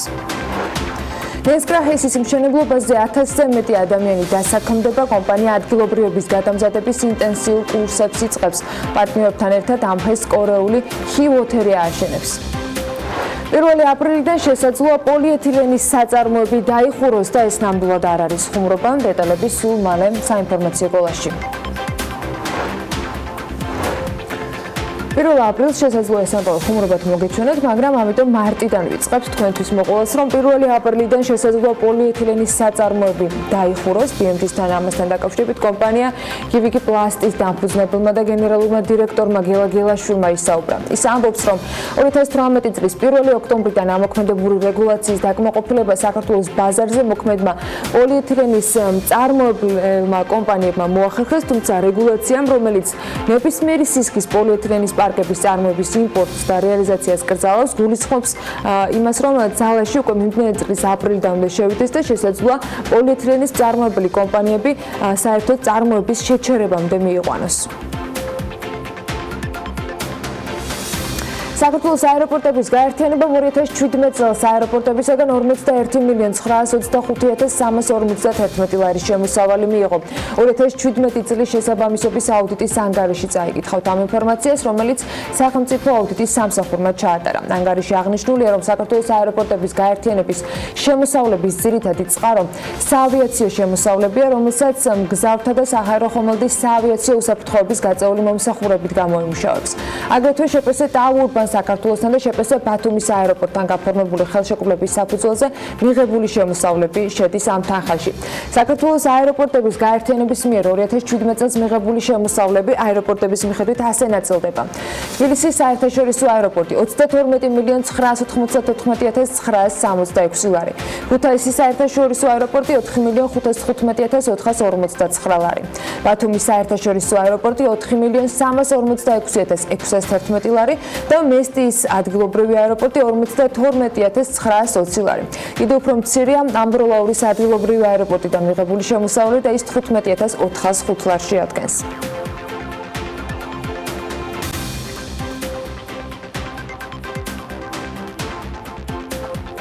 აწარმოეს საქართველოში ინვესტორთა მოსაზიდად და საქართველოს პოპულარიზაციისათვის მასშტაბურ სარეკლამო მარკეტინგულ კამპანიას იწყებს. ღონისძიებების დაფინანსებაზე ჯამში 1,200,000 ლარი დაიხარჯება. მომსახურებას კი აწარმოეს საქართველოში გამარტივებული წესით შეიძენს.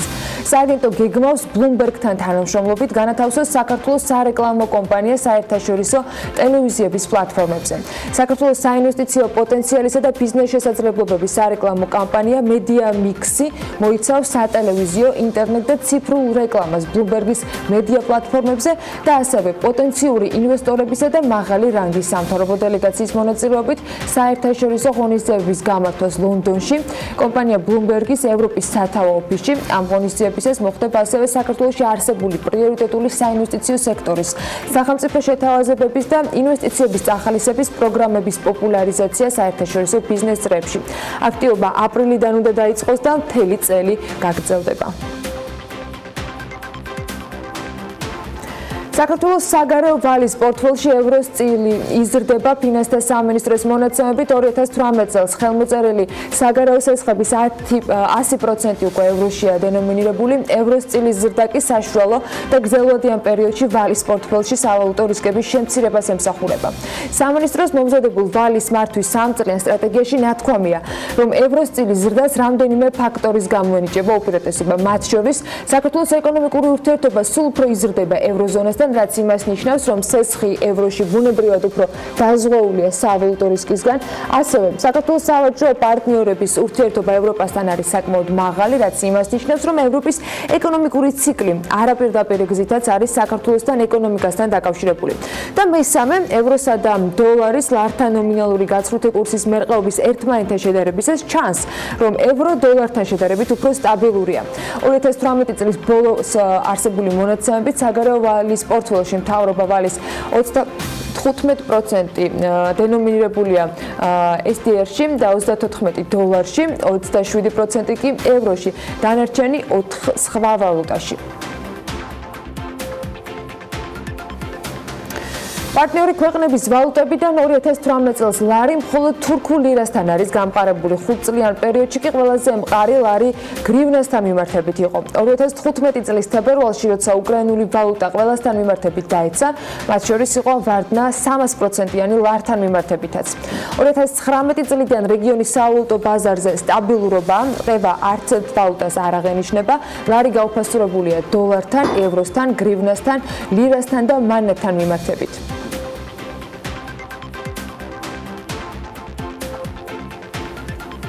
ეროვნული ბანკის სტატისტიკის მარტის მიმოხილვის მიხედვით ბანკებმა იანვარში 20.600.000-ის პორტფელი ჩამოწერეს და 3.5 მილიონი ამოიღეს.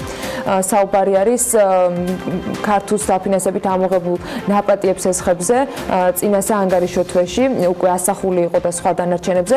ეროვნული ბანკის ანალიტიკური ანგარიშგებით საბანკო სექტორს შესაძლებლობის 150.600.000 ქონება აქვთ მისაკუთრებული. 2018 წელს საბანკო სექტორში მისაკუთრებული ქონების 2.334 кейსი არსებობდა. 2017-ში უნდა აღინიშნოს, რომ ეს იყო 2.159 და 2016-ში 1.693 მოცულობის.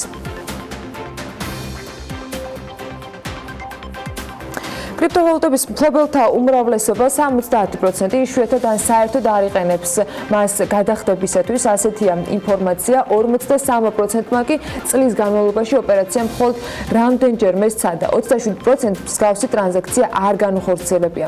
კვლევა ჩაატარა Foundation for Interworld Operability 2018 წლის განმავლობაში კრიპტოვალუტა სხვა ანგარიშზე თვეში ერთხელ და მეტი სიხშირით, მხოლოდ მათი მფლობელთა 30%-ის მხრიდან არის გადატანილი. ამ შემთხვევაში წყარო უკვე ენიქონია. უმეტესობა თავს იმიტომ იკავებს ტრანზაქციებისაგან, რომ აღნიშნავს, რომ ტრანზაქციის წარმატებით დასრულება აეჭვებთ.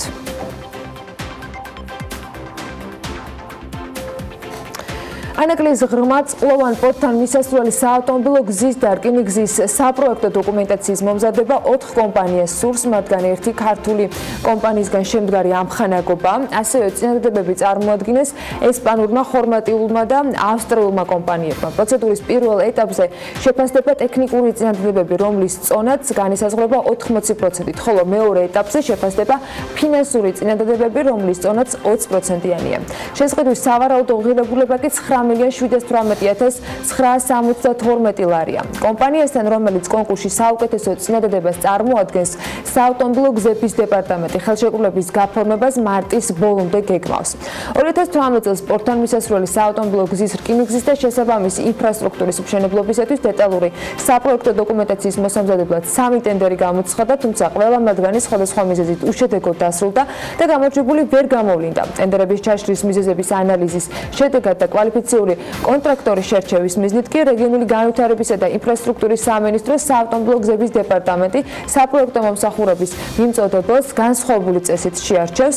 გამოცხადებული პროცედურის ფორმა შემუშავებულია საერთაშორისო ფინანსური ინსტიტუტების შესყიდვის პრაქტიკის და სახელმწიფო შესყიდვების მარეგულირებელი კანონმდებლობის მოთხოვნების გათვალისწინებით. საქართველოს ენერგეტიკის განვითარების ფონდის დირექტორი გიორგი ჩიქოვანი კომპანია Cambridge Energy Research Associates მიერ განხორციელებული უმსხვილესი ენერგეტიკული კონფერენციის ფარგლებში გამართული მინისტერიალის დამკვირვებლის სტატუსით იყო დასწრებული. 2018 წელს შტატების ენერგეტიკის მდივანმა რიგ პერიმ სამი ზღვის სამიტის ფარგლებში ბუქარესტში გააჟღერა შტატების ახალი ინიციატივა, რომელიც სამი ზღვის ინიციატივის თემების გაფართოების მიზანს ისახავს, პარალელურად კი ახალი პლატფორმის შექმნას და ენერგეტიკულ საკითხებზე სხვადასხვა ქვეყნებთან თანამშრომლობის გაზრდას. ინიციატივა, რომელსაც დაერქვა ტრანსატლანტიკური ენერგოთანამშრომლობის პარტნიორობა, პირველ ეტაპზე სამი ზღვის ინიციატივის ქვეყნების გაწევრიანებას და აქტიურ მონაწილეობას ისახავს, ხოლო აღმოსავლეთ ევროპის სხვა ქვეყნების და შავი ზღვის ქვეყნების მონაწილეობას დამკვირვებლის სტატუსის ფარგლებში გულისხმობს. ენერგეტიკაზე საუბარს სულ რამდენიმე წუთში გავაახლებთ. იქამდე კიდევ ერთი სიახლე გვაქვს საქმიანი მაყურებლისათვის. გებრიუდერ ვაისი კავკასიის ჰაბს აფართოვებს. 6 თვიანი სამშენებლო სამუშაოების შემდეგ თბილისში ახალი ლოჯისტიკური ტერმინალი გაიხსნა, რომლისთვისაც კომპანიამ დამატებით 2.5 მილიონი ევროს ინვესტიცია განახორციელა. გახსნის ცერემონიალს თათია ჩაფიჩაძე და რატი კაციტაძე ესწრებოდნენ და მოდით ვნახოთ რა ხდებოდა ამ ცერემონიალზე.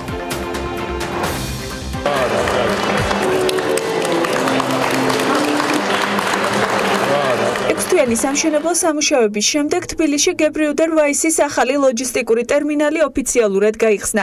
აღნიშნული გაფართოების შედეგად კომპანიის არსებულ ტერმინალს 2300 კვადრატული მეტრის ფართობის ტვირთების დასამუშავებელი სივრცე, 7800 კვადრატული მეტრის ფართობის ღია მოპირკეთებული სივრცე და 3000 კვადრატული მეტრის ფართობის საოფისე სივრცე დაემატა. მთლიანობაში კომპანიის თბილისის ფილიალი 90000 კვადრატულ მეტრს ფარავს. აღნიშნული სამუშაოებისთვის კომპანიამ საქართველოში დამატებით 2.5 მილიონი ევროს ინვესტიცია განახორციელა. ადგილობრივ ბაზარზე პირველად 2012 წელს შემოვედით და მას შემდეგ თბილისის ფილიალი განვითარდა და უკვე საქართველოს, აზერბაიჯანის და სომხეთის ცენტრალურ ჰაბად იქცა. ინოვაციური ლოგისტიკური ტერმინალის გაფართოებით სარგებელს არა მხოლოდ კლიენტები და პარტნიორები, არამედ კომპანიაში დასაქმებული თანამშრომლებიც იღებენ. ცალკე აღებულ თბილისის ფილიალში გებრიუდერ ვაისი უკვე 120 თანამშრომელს უსაფრთხო და მიმზიდველ სამუშაო გარემოს თავაზობს. კავკასიის მასშტაბით გებრიუდერ ვაისი კლიენტებს სახმელეთო, საჰაერო და საზღვაო ტვირთების გადაზიდვის, სასაწყობო ლოჯისტიკის, საბაჟო მომსახურებასა და სხვა ლოჯისტიკურ სერვისებს თავაზობს. ახალი ლოჯისტიკური ტერმინალი თანამედროვე ტექნოლოგიებით არის აღჭურვილი, რომელიც სასაწყობო პროგრამული უზრუნველყოფის საშუალებით მომხმარებელს საშუალებას აძლევს ტვირთების მდებარეობას თვალყური უწყვეტ რეჟიმში ადევნოს. აღსანიშნავია, რომ ახალი სივრცე უსაფრთხოების უახლესი სტანდარტების მიხედვით აშენდა. 7 წლის წინ ავსტრიულმა კომპანია გებრიუდერ ვაისმა განახორციელა 10 მილიონიანი ინვესტიცია საქართველოში. წარმატებულად დღეს დამატებით განხორციელდა 2.5 მილიონის ინვესტიცია, აშენდა თანამედროვე ტერმინალი, რომელიც მოემსახურება ამიერკავკასიის ქვეყნებს და იქნება ერთგვარი ხაბი ამიერკავკასიაში. ხარული ვარ, რომ ჩვენ ავსტრიელ მეგობრებს, ინვესტორებს მოულოცოთ ძალიან კარგი პროექტის გაფართოება. გებრიუდერ ვაისმა გადაწყვიტა და როგორც ხედავთ, უკვე განახორციელა უკვე მეორე ინვესტიცია საქართველოში, განავითარა თავისი ლოგისტიკური ინფრასტრუქტურა. ეს არის გამოხატულება სწორედ იმ პოლიტიკის, რომელსაც ჩვენ ვაწარმოებთ ჩვენი ეკონომიკური დერეფნის განვითარების მიმართულებით. პირველი ფილიალი გებრიუდერ ვაისმა საქართველოში 2012 წლის დასაწყისში გახსნა და მას შემდეგ აბრეშუმის გზაზე პიონერი ევროპელი კომპანია. 2013 წელს განხორციელებული ძირითადი ინვესტიცია 10 მილიონ ევროს შეადგენდა. 2012 წლიდან დღემდე კი ჯამში 15.5 მილიონი евро იქნა ინვესტირებული.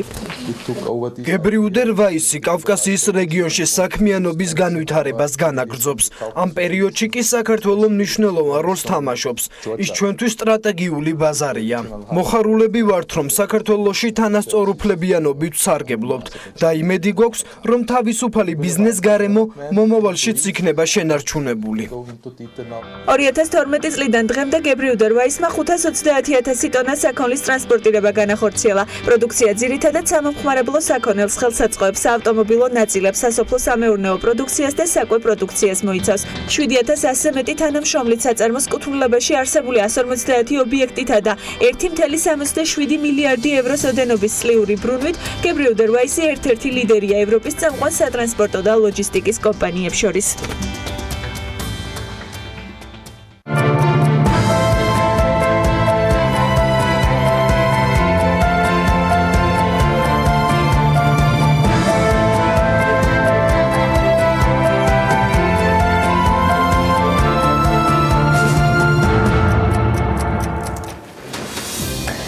ისინი დღის წინ შეიძლება ითქვას, რომ 2 კვირის წინაც კი გალტენდაგარდმა საქართველოს ენერგეტიკის სექტორზე კონფერენცია გამართა, სადაც საქართველოს ელექტროენერგიის სექტორის კვლევის შედეგები იყო წარმოდგენილი. სხვათა შორის ამ პრეზენტაციის თვალისდევნება ჩვენს Facebook გვერდზეც შეგეძლოთ და თუ სრული პრეზენტაციის მოსმენა გსურთ, არქივ დარწმუნებული ვარ, მარტივად მიადნებთ.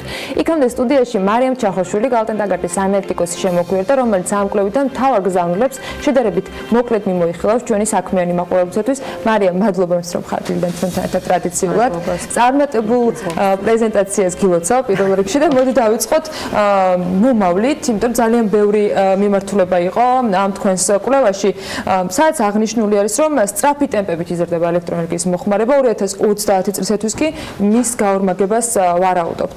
რა პერსპექტივები და გამოწვევები გამოიკვეთა ამ ანალიტიკის საფუძველზე რეალურად საიდან შეიძლება მივიღოთ ეს საჭირო ენერგია? მოგესალმებით კიდევ ერთხელ, მადლობა მოწვევისთვის. დიახ, ჩვენ კვლევა, რომელიც გამოვაქვეყნეთ, ამაში დავარაუდებია, რომ სამაგაც 5.7%-იანი სტაბილური ზრდა იქნება ელექტროენერგიის მოხმარების, რაც გულისხმობს, რომ 2030 წლისთვის ელექტროენერგიის მოხმარება ორმაგდება. მეორე მხარეს რო უყურებ, მუდმივად ჩნდება კითხვა, რითი ვაკმაყოფილებთ ამ მოხმარებას. ყოველთვის არის ვარიანტი, რომ გავაკეთოთ იმპორტი, ყოველთვის გვაქვს ვარიანტი, რომ ავაშენოთ სადგურები და არის უბრალოდ რომელი გურჩევნია. Pipelines რო უყურებთ, ანუ იმ პროექტების სიას, რომელიც დღეს არის დაკონტრაქტებული, რომლებსაც ყავს ინვესტორი, რომლებიც პოტენციალში არსებობს, საკმაოდ მსუყე პროექტები არიან. ეს მოცემული არის პრეზენტაციაში რეპორტშიც, უბრალოდ გააჩნია რა ტემპით აშენდება. ბოლო წლებში რა გადავხედოთ, მოხმარების ზრდის ტემპი ბევრად აჭარბებს მოხმარების ზრდის ტემპს, გენერაციის ზრდის ტემპს, ანუ მიწოდების ზრდა ჩამორჩება მოთხოვნის ზრდას, რაც იმპორტით კმაყოფილდება. და ნუ საკითხი არის მომავალში როგორ გაგრძელდება. რამდენიმე ვარიანტი გვაქვს განხილული, როგორ შეიძლება განვითარდეს გენერაციის გეგმა. ყველაზე ცუდი სცენარი ამბობს, რომ იმპორტდამოკიდებულები ვრჩებით და საკმაოდ იზრდება ეს რაოდენობა. საშუალო სცენარი ამბობს, რომ ჩვენ გვაქვს პოტენციალი იმისი, რომ ავაშენოთ სადგურები და არა მარტო საკუთარი მოხმარება დავუკმაყოფილოთ, არამედ ექსპორტზეც გავიდეთ. მაგრამ ფაქტი არის, რომ ვინც არ უნდა როგორც უნდა კრიტიკულად მიუდგეს ამ საკითხს, ეკონომიკის ზრდა ნიშნავს, რომ ელექტროენერგია მეტი გჭირდება და თავხდებით, რომ ეკონომიკის ზრდა გჭირდება, შემთხვევით შევეგოთ იმას, რომ უფრო მეტი ელექტროენერგია გჭირდება. ჰესები ერთია. მეორე არის ის, რომ ბევრს საუბრობთ, მაგრამ ჯერჯერობით ხელშესახები არაფერი არ აქვს ალტერნატიულ ენერგიის წყაროებზე. რამდენად შეიძლება იყოს, თქვათ, რაიმე წილობრივად შეღავათი ამ მოთხოვნის დასაკმაყოფილებლად, იგივე ქარის ელექტროსადგურები ან მზისგან მიღებული ელექტროენერგია? ძალიან კარგი კითხვა. ჩვენ ვცდილობთ, რომ გავამახვილოთ ყურადღება სულ ჰესებზე მიდის ლაპარაკი, იმიტომ რომ ყველაზე დიდი პოტენციალი საქართველოს აქვს ჰიდროთან აუთვისებელი. ასევე აუთვისებელი არის ქარი და მზენს, უბრალოდ შედარებით ნაკლები პოტენციალი გვაქვს. არ გვაქვს ძალიან დიდი პოტენციალია იქაც, უბრალოდ ჰიდრო ბევრად მეტი არის. ქარის დადებითი მხარე ის არის, რომ შველის ჩვენს სეზონურობის პრობლემას. თუ ჰიდროსადგურები მაძლევენ ზაფხულში მაღალ გენერაციას, როცა მოხმარება შედარებით ნაკლებია და პირიქით ზამთარში როცა მოხმარება მაქვს ბევრად უფრო მაღალი შედარებით ნაკლები აქვს გენერაცია, ქარის სადგურს ეს პრობლემა შედარებით მოგვარებული აქვს, მისი გამომშრალობა სეზონურ თითქმის თანაბარია, უფრო მეტიც ზაფხულში შედარებით ნაკლები ქარი გვაქვს, ამიტომ ნაკლებ გენერაცია აქვს ზამთარში მეტი. თუმცა რაოდენობას გააჩნია ყველაზე კარგი ვარიანტია, როდესაც ორივე ტიპის სადგური ერთად გაქვს და ერთად სიმბიოზში მუშაობენ. და რეალურად მზის პანელებთან დაკავშირებით ბევრი თქვათ აქტიური პროგრამა და პროექტი მიმდინარეობს, მათ შორის რეგულაციები, რომელიც ითხოვს, რომ იყოს უმეტეს შემთხვევაში გათვალისწინებული. აი წილობრივად რა შეიძლება საერთო თქვათ მოხმარებიდან, რა პროცენტული შეღავათი შეიძლება მოქცეს ჩვენმა ალტერნატიულმა ელექტროგენერაციის სადგურებმა? ქარს და მზეს გულისხმობ. მათ შორის მზის ყველაზე დიდი პოტენციალი არის მიკროსიმძლავრის ელექტროსადგურებში, როდესაც მოსახლეობა იყენებს თავისთვის და ამას საბითუმო ბაზარზე უყურებენ როგორც უკმოხმარებას. ანუ ეს არის მოხმარებელი, რომ თავის თავს დაიკმაყოფილებს. თუმცა სხვადასხვა კვლევა არსებობს, რომელიც ამბობს, რომ მაქსიმუმ 10%-ზე ავიდეს მოხმარების დაკმაყოფილებით ეს ალტერნატიული ენერგია. თუ კარგად მოხდა ქსელის გადაგეგმა, შეიძლება მეტსაც ავიდეს, თუ ისევ ეს ჰიდროსთან ერთად მსხვილი მასშტაბების შეჯამება მოხდა. თუმცა უალტერნატივოა ის, რომ ჩვენ გვჭირდება დამატებითი ჰესები იმისთვის, რომ ელემენტარულად მოვახერხოთ რაღაცა ზღვრამდე დაკმაყოფილება მოთხოვნის. დღეს როგორ ნაწილდება ბაზარზე? მოდი ნაწილებად დავყვოთ, ადგილობრივი, თქვათ, წარმოებული ელექტროენერგია, იმპორტირებული, როგორი არის ბაზრის საერთო რუგა? დღეის გამარჯვებით დაახლოებით 75%-ს მოხმარებს აკმაყოფილებს ჰიდრო, რაც მაღალი მაჩვენებელია ევროპულ მაჩვენებლებთან შედარებით საშუალოს თუ შევხედავთ. თუმცა იმპორტი მაინც გვჭირდება წელს ავედით 11%-ზე, რაც 16%-იანი საშუალო წლიური ზრდა არის ბოლო 5 წელიწადში. საკმაოდ მაღალი ზრდა გვაქვს. თუმცა ეს არის 11 ტერავალტ-საათი, თანხობრივად სადღაც 80 მილიონამდე არის. და იმპორტი იზრდება და გვაქვს მესამე წყარო, რომელიც დღეს საქართველოში დიდი წილი არის, ეს არის თბოსადგურები. თბოსადგური ფაქტიურად იმპორტის ჩამნაცვლებელია, იმიტომ რომ თბოსადგურიც მუშაობს იმპორტირებულ გაზზე. და ერთი ქარისადგური გვაქვს, რომელიც საკუთარ 0.8%-ია მთლიანი გენერაციის. დიდი არაფერი არ არის დღეს. თუმცა რაღაც პროექტები არსებობს და შეიძლება ეს წილი გაიზარდოს. იქიდან გამომდინარე, რომ ახსენეთ წეგან 2030 წელი, როცა უკვე ზღვარი არის ერთგვარად, როცა ორმაგდება, რომელი წელი შეიძლება დავასახელოთ, რომ აი კრიტიკულად აუცილებელია, რომ ჩვენ გქონდეს ჰესები, ჩვენი, ოღონდ მსხვილი ჰესები, ისეთი პროექტები, როგორც აჭარაში არის დაგეგმილი, როგორზეც ვსაუბრობთ, რომ ნესკრა უნდა იყოს, რომელიც გარდაულად გვჭირდება, რომ რაღაცა განსაკუთრებული ზრდა არ ქონდეს იმპორტირებული ენერგიის. 2021-22 არის წლები, როდესაც თუ დამატებით გენერაცია არ დაემატა, ზაფხულშიც მოგვიწევს იმპორტის გაკეთება. დღეს ანუ სეზონურობიდან გამომდინარე ესეთი პერიოდი გვაქვს, რომ ზაფხულში მაინც ვახერხებთ უკვე 3 თვე ექსპორტის განხორციელებას და თუ არ დაემატა ახალი სიმძლავრეები 2022 წლისთვის, ყოველ შემთხვევაში ჩვენი პროგნოზით ესე გამოდის, რომ ზაფხულშიც მოგვიწევს იმპორტის გაკეთება. ამიტომ არის გვარი კრიტიკული პერიოდი ეგ არის. ზუსტად მაგ დროს არის დაგეგმილი ყველაზე მსხვილი პროექტების ექსპლუატაციის შესვლა.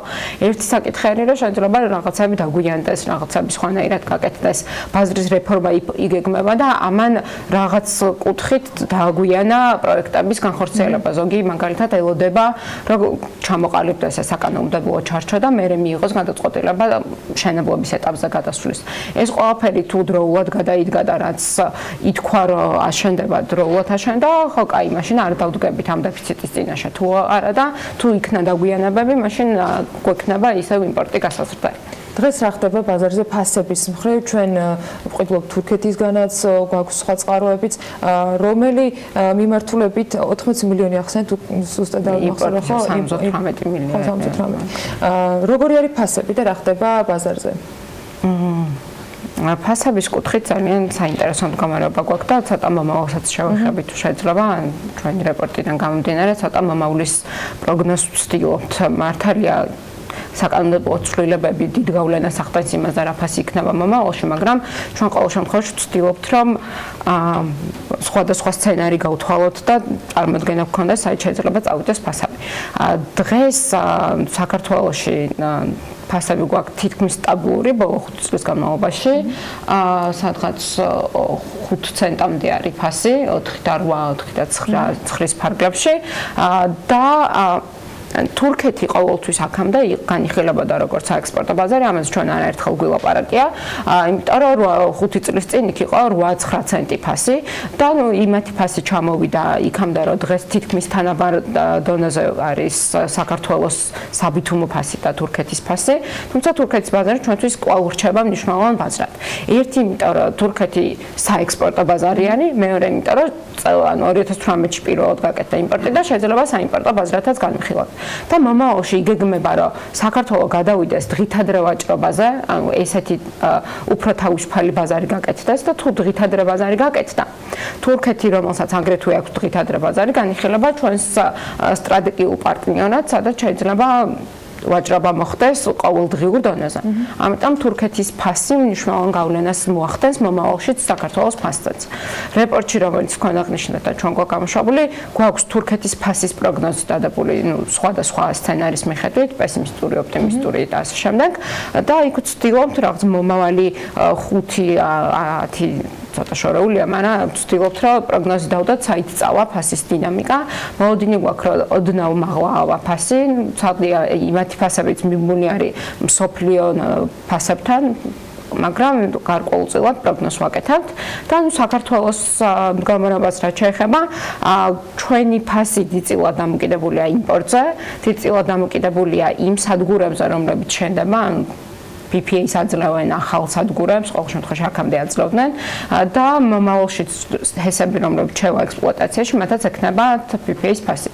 ამიტომ ვცდილობთ ორ მაგათ პროგნოზის გაკეთებას, ერთი თუ დარჩება იგივე რეჟიმი, რომელიც დღეს არის, რა ფასი იქნება და რაღაც მოლოდინები გვაქვს ფასის და თუ გაიხსნება ბაზარი და გვექნება სრულად დერეგულირებული, მაშინ რა ფასი შეიძლება დაჭდეს. მარიამ, მინდა ვიკითხო საქსატმელს რაღაც რამდენიმე დღის წინ გამოქვეყნა FTA-ის მაჩვენებელი 2018 წლის, სადაც ენერგეტიკას კატასტროფული კლება აქვს 96%-იანი მინუსით, თუ ზუსტად მახსოვს. მეოთხე კვარტალში მე მგონი. ერთი დასახელდა შაჰდანიზის პროექტის დასრულება, რომელიც ყველა მხარემ ერთხმად დაასახელა. მეორე იყო საუბარი მათ შორის იმაზე, რომ შესყიდვების, პირდაპირ შესყიდვების კონტრაქტების შემცირება მოხდა. არის თუ არა ეს ორი ძირითადი მიზეზი და არის თუ არა კიდევ სხვა დამატებითი მიზეზი, რამაც გამოიწვიეს, რომ წინა წელს ჩვენ მქონდა პირდაპირ უცხოური ინვესტიციების ასეთი კლება ენერგეტიკის სექტორში კონკრეტულად. ზოგადად ენერგეტიკა იყო ხოლმე მეორე უცხოური პირდაპირ ინვესტიციებით და წელ 2018-ში გადავიდა მესამე ადგილზე. ცხადია ის მსხვილი პროექტი, რომელიც მთელ ქვეყანას დააკლდა და დააკლდება ეს ცალკე ფაქტორი არის. იყო რამდენიმე შესყიდვა, რომელიც უარყოფითად მოქმედებდა FTA-ში, ანუ უცხოელი ინვესტორის წილი გამოიყიდა ადგილობრივმა. თუმცა ინვესტიციებს რასაც უყურებთ, ჯერჯერობით შემცირება დიდად არ აისახება, არის რაღაცა ერთჯერადი ფაქტორები.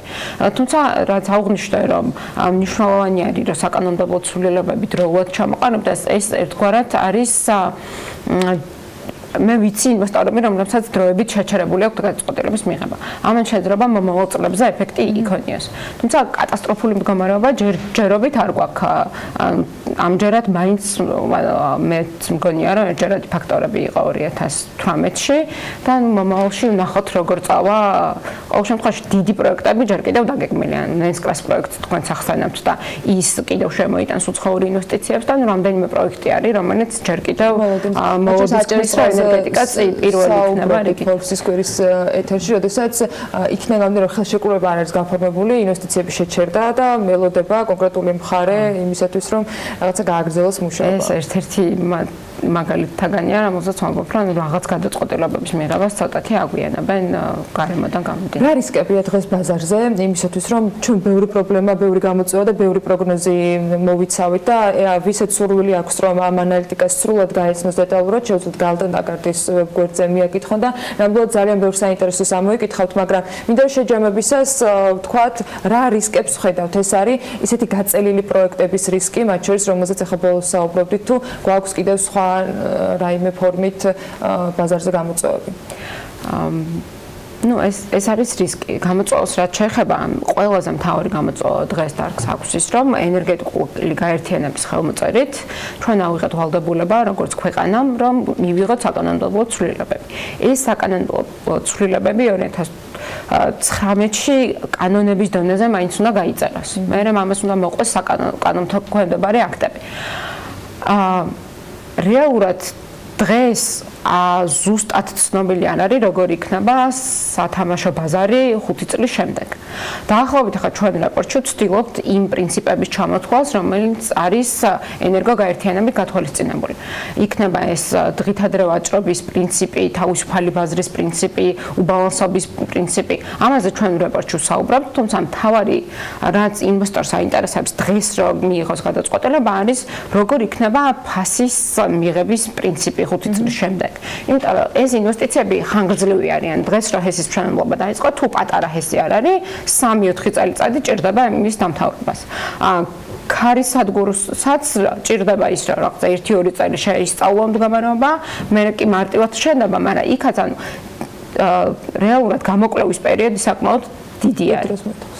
ამიტომ დღეს რომ განწყობილება მივიღანო ამ დარგში ფული ჩავდო, კარგად უნდა მესმოდეს რა მდგომარეობა მექნება 5 წლის მერე და მე 25 წლის მერე განმავლობაში, როდესაც ჩემი სადგური იფუნქციონირებს.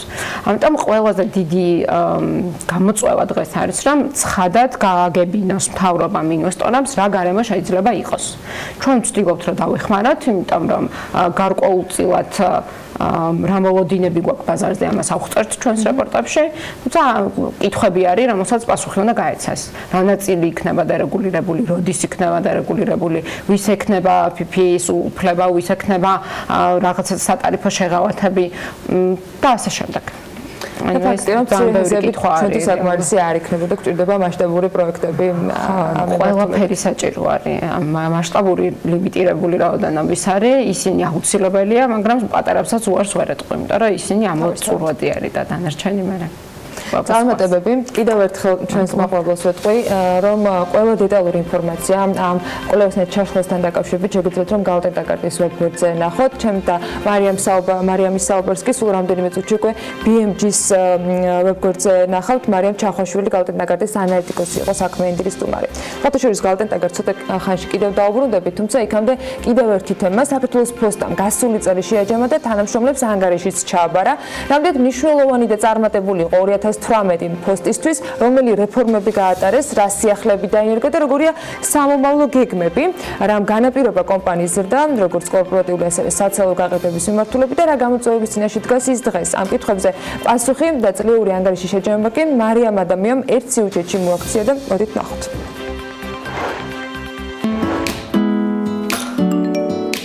ახალი რეფორმები, პროდუქტები, წარმატებული პროექტები და შედეგად მნიშვნელოვანი ზრდა როგორც კორპორატიული, ასევე სოციალურ გაყიდვების მიმართულებით. ასეთია საქართველოს ფოსტის 2018 წლის მოკლე შეჯამება, ვრცლად კი ასე გეტყვით. 300,000-მდე მომხმარებელი, 900-მდე კლიენტი კორპორატიული მიმართულებით. ხარისხობრივი მაჩვენებლის ზრდა საერთაშორისო გზავნილების მიმართულებით და კომპანია PricewaterhouseCoopers's 3 კვარტლის მონაცემების მიხედვით მსოფლიო რეიტინგში მეორე, ხოლო ევროპის მასშტაბით ლიდერი კომპანია. რაც შეეხება რეგისტრირებული წერილობითი კორესპონდენციის გზავნილებს 2018 წლის პრაიმის რეიტინგის მიხედვით საქართველოს პოსტა ამ ორგანიზაციის წევრი ქვეყნების ხუთეულში შევიდა და უკან მოიტოვა მსოფლიოს ბევრი წამყვანი საფოსტო ადმინისტრაცია. ასეთია გასული წლის მონაგარი, წინ კი გაცილებით მეტი სტრატეგიული გეგმა და გამოწვევა დგას პოსტის წინაშე. გამოწვევებით სავსე იყო გასული წელი, მათ შორის ინფრასტრუქტურული და რომელიც რჩება 2019 წლის გამოწვევას, ჩვენ უზრუნველყავით გავაფართოვეთ სერვის ცენტრები, გავხსენით ახალი და ასე შემდეგ, თუმცა ეს გამოწვევა 2019 წლისთვისაც გვჩება, გამტარუნარიანობის გაზრდა მნიშვნელოვანი, მომხმარებლის რაოდენობა ძალიან იზრდება, ისედაც ყველა მოქალაქე ჩვენი მომხმარებელია, მაგრამ მათი ინტენსივობაა გაზრდილი. გასულ წელს საქართველოს პოსტამ დანერგა 2 ახალი პროდუქტი ელექტრონული კომერციის მიმართულებით, მალეო და ქართული პროდუქტი მსოფლიოს. მალეოს მიზანია ქვეყნის მასშტაბით ყველა რეგიონის მაცხოვრებელს მიეცეს საშუალება ისარგებლოს ელექტრონული კომერციის შეთავაზებით და მიიღოს სრულყოფილი მომსახურება. პროდუქტის დახმარებით საქართველოს ნებისმიერი ტერიტორიიდან შესაძლებელი გახდა მარტივად და ხელმისაწვდომ ფასად ამანათების გამოწერა უცხოური ონლაინ მაღაზიებიდან. ქართული პროდუქტი მსოფლიოს კი გახლავთ ელექტრონული კომერციის B2B მიმართულება. საქართველოს პოსტამ მიაღწია იმას, რომ მისი აღიარება შეუმჩნეველი არ დარჩენია არც მსოფლიო საფოსტო ადმინისტრაციების წინაშე და მათი თხოვნით საქართველოს გეგმავს პრეზენტაციას აპრილის თვეში პარიზში გასამართე პოსტ ევროპის პლენუმზე, სადაც ის წარადგენს თავის მონაცემებს, თუ როგორ მიაღწია მან, რა ბერკეტები გამოიყენა ამისთვის და როგორ მიაღწია ასეთ წარმატებას, ისეთ მოკლე ხანში, როგორც 2-3 წელია. გარდა ამისა, გასულ წელს საქართველოს პოსტამ მნიშვნელოვან საერთაშორისო ღონისძიებებს, მათ შორის Post Europe-ს უმასპინძლა. ღონისძიების ფარგლებში საქართველოს ესტუმრა 52 საფოსტო ოპერატორის ხელმძღვანელი პირი. ასევე საქართველოს პოსტის მხარდაჭერით პირველად საქართველოში გაიმართა ბიზნეს ინოვაციების ფორუმი, რომელსაც 100-ზე მეტი საერთაშორისო კომპანიის წარმომადგენელი ესწრებოდა. ასეთი იყო გასული წლის მიმოხილვა, რაც შეეხება უკვე მიმდინარე წელს, კომპანია გეგმავს რიგი სერვის ცენტრების გახსნას თბილისსა და რეგიონებში, ახალი სერვისის დანერგვასა და მნიშვნელოვანი პროექტების განხორციელებას როგორც ადგილობრივი, ასევე საერთაშორისო მიმართულებით. ამინდის პროგნოზის სპონსორია სადაზღვევო კომპანია უნისონი. თავისუფალი დაზღვევა თქვენი სიმშვიდისათვის.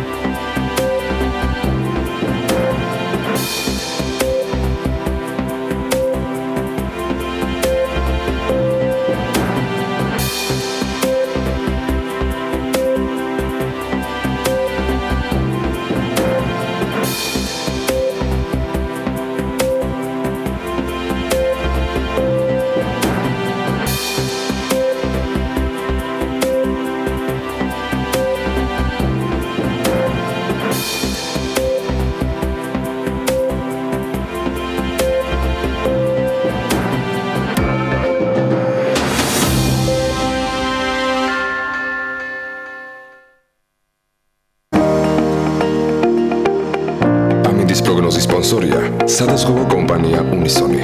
თავისუფალი დაზღვევა თქვენი სიმშვიდისათვის.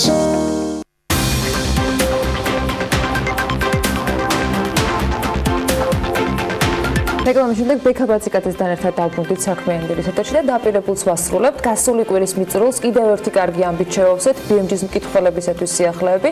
წყაროთ ჩვენი ერთგული საქმიანი მკითხველისათვის, ასევე ჩვენთვის ერთგული საქმიანი პარტნიორები იყვნენ. გალტენ ტაკარტმა მიკროსაფინანსო ორგანიზაცია კრისტალის 15 მილიონი ლარის ღირებულების ობლიგაციების წარმატებით გამოშვებაზე განაცხადა. ხსენებულ ობლიგაციებზე საპროცენტო განაკვეთი რეფინანსირების განაკვეთის პლუს 4%-ით განისაზღვრება.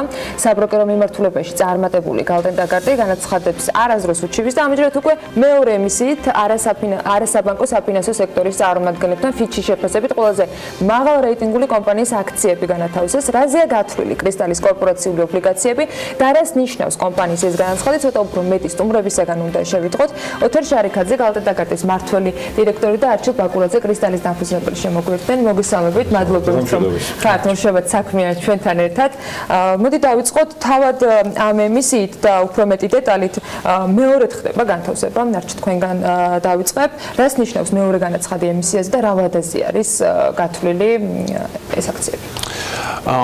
მოგესალმებით, დიდი მადლობა თემას რომ აშუქებთ. ჩვენთვის ძალიან მნიშვნელოვანი მოვლენა არის და ჩემი აზრით ფასიანი ხელოვნების ბაზრისთვის 15 მილიონიანი უფრო დიდი განთავსება გაკეთდა ახლა 2 წლიანი კორპორაციული ობლიგაციის. დაფიქსირდა საკმაოდ კარგი ფასი ჩვენთვის, რაც გარკვეულწილად ტონს მისცემს წლევანდელი წლის ფონდების და ინვესტორებთან მუშაობის კუთხით კრისტალს და მოგცემთ საშუალებას რომ გავაგრძელოთ ჩვენი საქმიანობა იმ მიმართულებითაც რომელზეც ჩვენ საქმიანობთ. ჩვენ საკუთარ თავს უკვე უწოდებთ ფინანსური ჩართულობის ორგანიზაციას და თავად ეს განმარტება გეტყვით იმას რომ ჩვენი ძირითადი ამოცანა მაინც მომისახუროთ მიკრო და მცირე მეწარმეებს მიცეთ მათ შესაძლებლობა რომ განავითაროთ თავისი ბიზნესი და მარტის თვეში აი ქალების თვეში ჩვენ ეს ობლიგაცია მიუძღვენით ქალი მეწარმეების ეკონომიკურ გაზრდას. საჩუქარია ნამდვილად უცხო. მაგრამ რას გულისხმობს ახლა ეს საჩუქარი, ესეც უნდა აგვიხსნათ. რას ნიშნავს ქალებისთვის? თქვენი კომპანია აქტიური არის ეს მიმართულებით, ეს ბევრჯერ გვითქვამს ჩვენი მაყურებლებისთვის. ამ შემთხვევაში ცოტა განსხვავებულად გადაწყვეტთ რომ ეს მარტის თვე მიგელოცეთ, მაგრამ აი როგორ ეს მოგვიყვეთ. საქმე იმაშია რომ ჩვენი მომხმარებლების ნახევარი არიან ქალები, როგორც იციან, ქალი მეწარმეები, როგორც იცით და ამ კუთხით ძალიან დიდი გამოცდილება გვაქვს. მაგრამ კომპანიამ დაინახა სტრატეგიის ასე ვთქვათ შეფასებისას რომ ჩვენი ქალი მეწარმეები ნაკლებად აკეთებენ აქცენტს განვითარებაზე და როგორც წესი ინარჩუნებენ თავის ბიზნესს და თავის შემოსავლას რაღაც ერთ დონეზე. ეს არის საერთო სურათი და ჩვენ ვფიქრობთ რომ ქალი მეწარმეებს უფრო დიდი პოტენციალი აქვთ. ამიტომ კრისტალმა შეიმუშავა პროგრამა რომელიც მისცემს საშუალებას მიკრობიზნესიდან მათ გადაინაცვლონ უკვე მცირე და საშუალო ბიზნესის სფეროში. ამ ობლიგაციით მოპოვებული თანხის დიდი ნაწილი სწორედ აი ამ ტიპის სესხებს მოხმარდება. ეს იქნება შედარებით შეღავათიანი სესხები მზარდი ქალი მეწარმეებისათვის და თან ახლავს აი ამ სესხებს გარკვეული ტიპის სასწავლო პროგრამები, რომელიც ქალებს დაეხმარებათ კიდევ უფრო კარგად დაგეგმონ თავის ბიზნესი და ხელი შეუწყონ მის შემდგომ განვითარებას. ბატონო, მეტი რომ გითხრათ კრისტალთან თანამშრომლობაზე და რას ნიშნავს ეს მეორედ განთავსება ობლიგაციების არასაბანკო ფინანსური დაწესებულებებისთვის უნდა იყოს თუ არა, ასე ვთქვათ, მაგალითი ის რომ თუ კრისტალი ასე აქტიურად არის წარმოდგენილი ფასიანი ხელოვნების. მოგახსენებთ ახლა ძალიან მნიშვნელოვანია ეს ფაქტი, იმიტომ რომ პირველ რიგში 2 წლის წინ როცა ჩვენ დავიწყეთ მუშაობა კრისტალთან ერთად, რაღაცა პირველი ნაბიჯი იყო და მოდი პირველმა ლიდერმა მიკროსაფინანსომ პირველი იყოს, ვინც გავა ბაზარზე და მოიზდავს თანხას. ანუ მაშინ რაღაცა არ ვიცოდით ბაზარი ამას როგორ მიიღებდა, პირველი ტესტი გავაკეთე და ძალიან წარმატებულად 10 მილიონი ლარი გამოუშვით. მაშინ ჩვენ გავაგრძელებთ ურთიერთობა, ამაზე არ გაჩერებულა არაფერი და მაშინვე დავსახეთ ჩვენ გეგმათ რომ დრო მოვიდო და როცა ჩვენ უფრო დიდი და უფრო მნიშვნელოვან განაცხადს გავაკეთებდით. ეს დავიწყეთ ამაზე მუშაობა შარშან, უბრალოდ შარშან ალბათ იცით რომ რეგულაციები შეეხო ძალიან ამ ბაზარს, ძალიან ბევრი კითხვა დაისვა, ძალიან ბევრი მოლოდინი იყო ნეგატიური თუ პოზიტიური, თუმცა ჩვენ მაინც ვჯეროდა რომ კრისტალი შეინარჩუნა თავის ლიდერის პოზიციას და ესეც დავადასტურეთ რამდენიმე დღის წინ, როცა მიუხედავად ამ ყველაფრისა, მიუხედავად იმ რაღაცა ზოგი რაღაც ნეგატიური ფონისა, რომელიც შეიძლება ამას და შეეხოს, იმიტომ რომ რაც მოთამაშეების რაოდენობა შემცირდა, ზოგი მოთამაშე გავიდა, ზოგი თქვა შეწყვიტა საქმიანობა ქვეყანაში, კომპანია მაინც ინარჩუნებს თავის პოზიციას, აქვს ძალიან კარგი ხედვა მომავლის, ახორციელებს დამატებით პროექტებს და ჭირდება რასთავარად დაფინანსება. და ამას ჩვენ ხელი შევუწყეთ იმაში, რომ არა მხოლოდ ბანკებიდან არის და ვთქვათ უცხოეთიდან შემოდის თანხა, არამედ ადგილობრივ ბაზარზე ავაწევიათ ეს თანხა, რაც ძალიან მნიშვნელოვანია ჩემი აზრით. იმ ფონზე რომ დღეს საქართველოში კაპიტალის ბაზარი დიდად განვითარებული არის და ყოველთვის ამგვიხარ როცა ასეთი ფაქტები ფიქსირდება და გვაქვს შესაძლებლობა რომ ასეთი კომპანიები გავაცნოთ საქმიან მაყურებელს, რა გზავნილია დანარჩენი ინვესტორებისათვის ასეთი ტიპის აქტიურობა. და თქვენი ინვესტორებისთვისაც ბატონო არჩილ თქვენთან გადმოვალ შემდეგ კითხვით, თუმცა ჯერ დავიწყოთ თვითონ ბაზარზე ბაზარზე ძალიან მნიშვნელოვანია ერთი ფაქტი, რომ კომპანია უკვე მეორედ გამოდის ბაზარზე. ანუ ეს არის ანუ ასე ვთქვათ სიგნალი პოზიტიური ნებისმიერი სხვა ემიტენტისთვის პოტენციურად, ვინც ფიქრობს რომ ხო ერთხელ გამოუშვეს და მერე რა. ანუ ამით ამთავრდება ყველაფერს, არის რაღაც ნაბიჯი, როცა უკვე თქვენ ანუ კომპანია სხვა დაფინანსების წყაროებზე რეალურად იწყებს ფიქრს, იმიტომ რომ ბონდის გამოშვება არ არის მარტივი არჩილის დამეთანხმება, ძალიან დიდი სამუშაო გაწია. კომპანიამაც გალტენთაგაკმაც ორივე მხარეს რომ ანუ ის დოკუმენტაცია, ის ინფორმაცია მისულიყო ინვესტორამდე, რომ მას გააწყლება მიიღო. ასე რომ რეალურად ეს კაპიტალის ბაზარი არ არის უბრალოდ რაღაცა ცეცხლი ავიღე და ამით დამთავრდა ყველაფერი. რეალურად ეს არის რაღაც დაფინანსების ახალ წყაროზე ხელმისაწვდომობის გაჩენა, რაც მოვალში უფრო სხვა ალტერნატივებს და სხვა გზებს გიხსნით, რომ დაფინანსდეთ, რა ვიცი. მე ვახსენე თქვენ ფიჩისგან ერთით ყველაზე მაღალი რეიტინგი გაგვთ დღეს არის ამ სექტორში. თქვენთვის და თქვენი ინვესტორებისათვის, იგივე საერთაშორისო პარტნიორებისათვის ასეთი ტიპის აქტივობა რა დამატებითი შესაძლებლობაა? იცით, ეს სრულად ახალი ეტაპი არის კომპანიის ცხოვრებაში, იმიტომ რომ ფაქტობრივად საჯარო, ჩვენ ისეთ საჯარო დაინტერესების პირი ვართ, ხო, ჩვენი ანგარიშგების ვთქვათ სტანდარტის მიხედვით, მაგრამ ის რომ პროსპექტუსი გამოდის, პროსპექტი გამოდის, ის რომ მასში დეტალურად არის ასახული კომპანიის მთელი სტრუქტურა, ვთქვათ, ბიზნეს მოდელი, ძალიან მიმოხილულია რისკები. ეს ჩვენ გამჭვირვალობის სხვა დონეს ასე ვთქვათ აფიქსირებს, ხო? რა თქმა უნდა, შეუძლებელი იქნებოდა ამ ნაბიჯის გადადგმა ოთარის და მისი გუნდის კალტენდაგარდის ძალიან სერიოზული მხარდაჭერის გარეშე ისინი არიან სწორედ გასაღები ასე ვთქვათ ინვესტორების, ახალი ინვესტორების მიმართ და ეს ნდობაც რომელსაც ინვესტორები ასე ვთქვათ ამჟღავნებენ ძალიან მნიშვნელოვანია ჩვენთვის. ანუ რეალურად რაღაცა გარკვეული შრომის ჩადება უწევს კომპანიას, მაგრამ შედეგი არის კარგი, იმიტომ რომ სრულად სხვა ასე ვთქვათ თვალსაზრისით ხდება და ჩვენ ვუყურებთ ამას როგორც სტრატეგიულ მიმართულებას. ჩვენ ვფიქრობთ, რომ ჩვენს არსებულ დაფინანსების წყაროებთან ერთად, იმის გამო რომ ჩვენ არ გვაქვს საშუალება დეპოზიტები მოვიზიტოთ, ხო? რადგან ეს ბაზარი ვთქვათ ბანკების პრეროგატივაა, ამიტომ ჩვენთვის ეს გარკვეული ალტერნატივა, მუშაობთ უფრო კორპორატიულ სექტორთან, უფრო ფინანსურ სექტორთან, იმედია რომ ნელ-ნელა ჩვენ მარეგულირებელი ამაშიც ხელს შეგვიწყობს, რომ უფრო შევამციროთ ჩვენი ემისიის ასე ვთქვათ ნომინალი და უფრო და უფრო მეტი ინვესტორების გახდოთ ხელმისაწვდომი, მაგრამ ეს პროცესია, ამას ნდობის ასე ვთქვათ გაძლიერება სჭირდება. ამიტომ მეორე გამოცემა მე მგონი ლოგიკური გაგრძელება არის ჩვენი თანამშრომლობის. დავამატებთ კიდე რომ ეს არის ასევე სხვა დონის პასუხისგებლობა.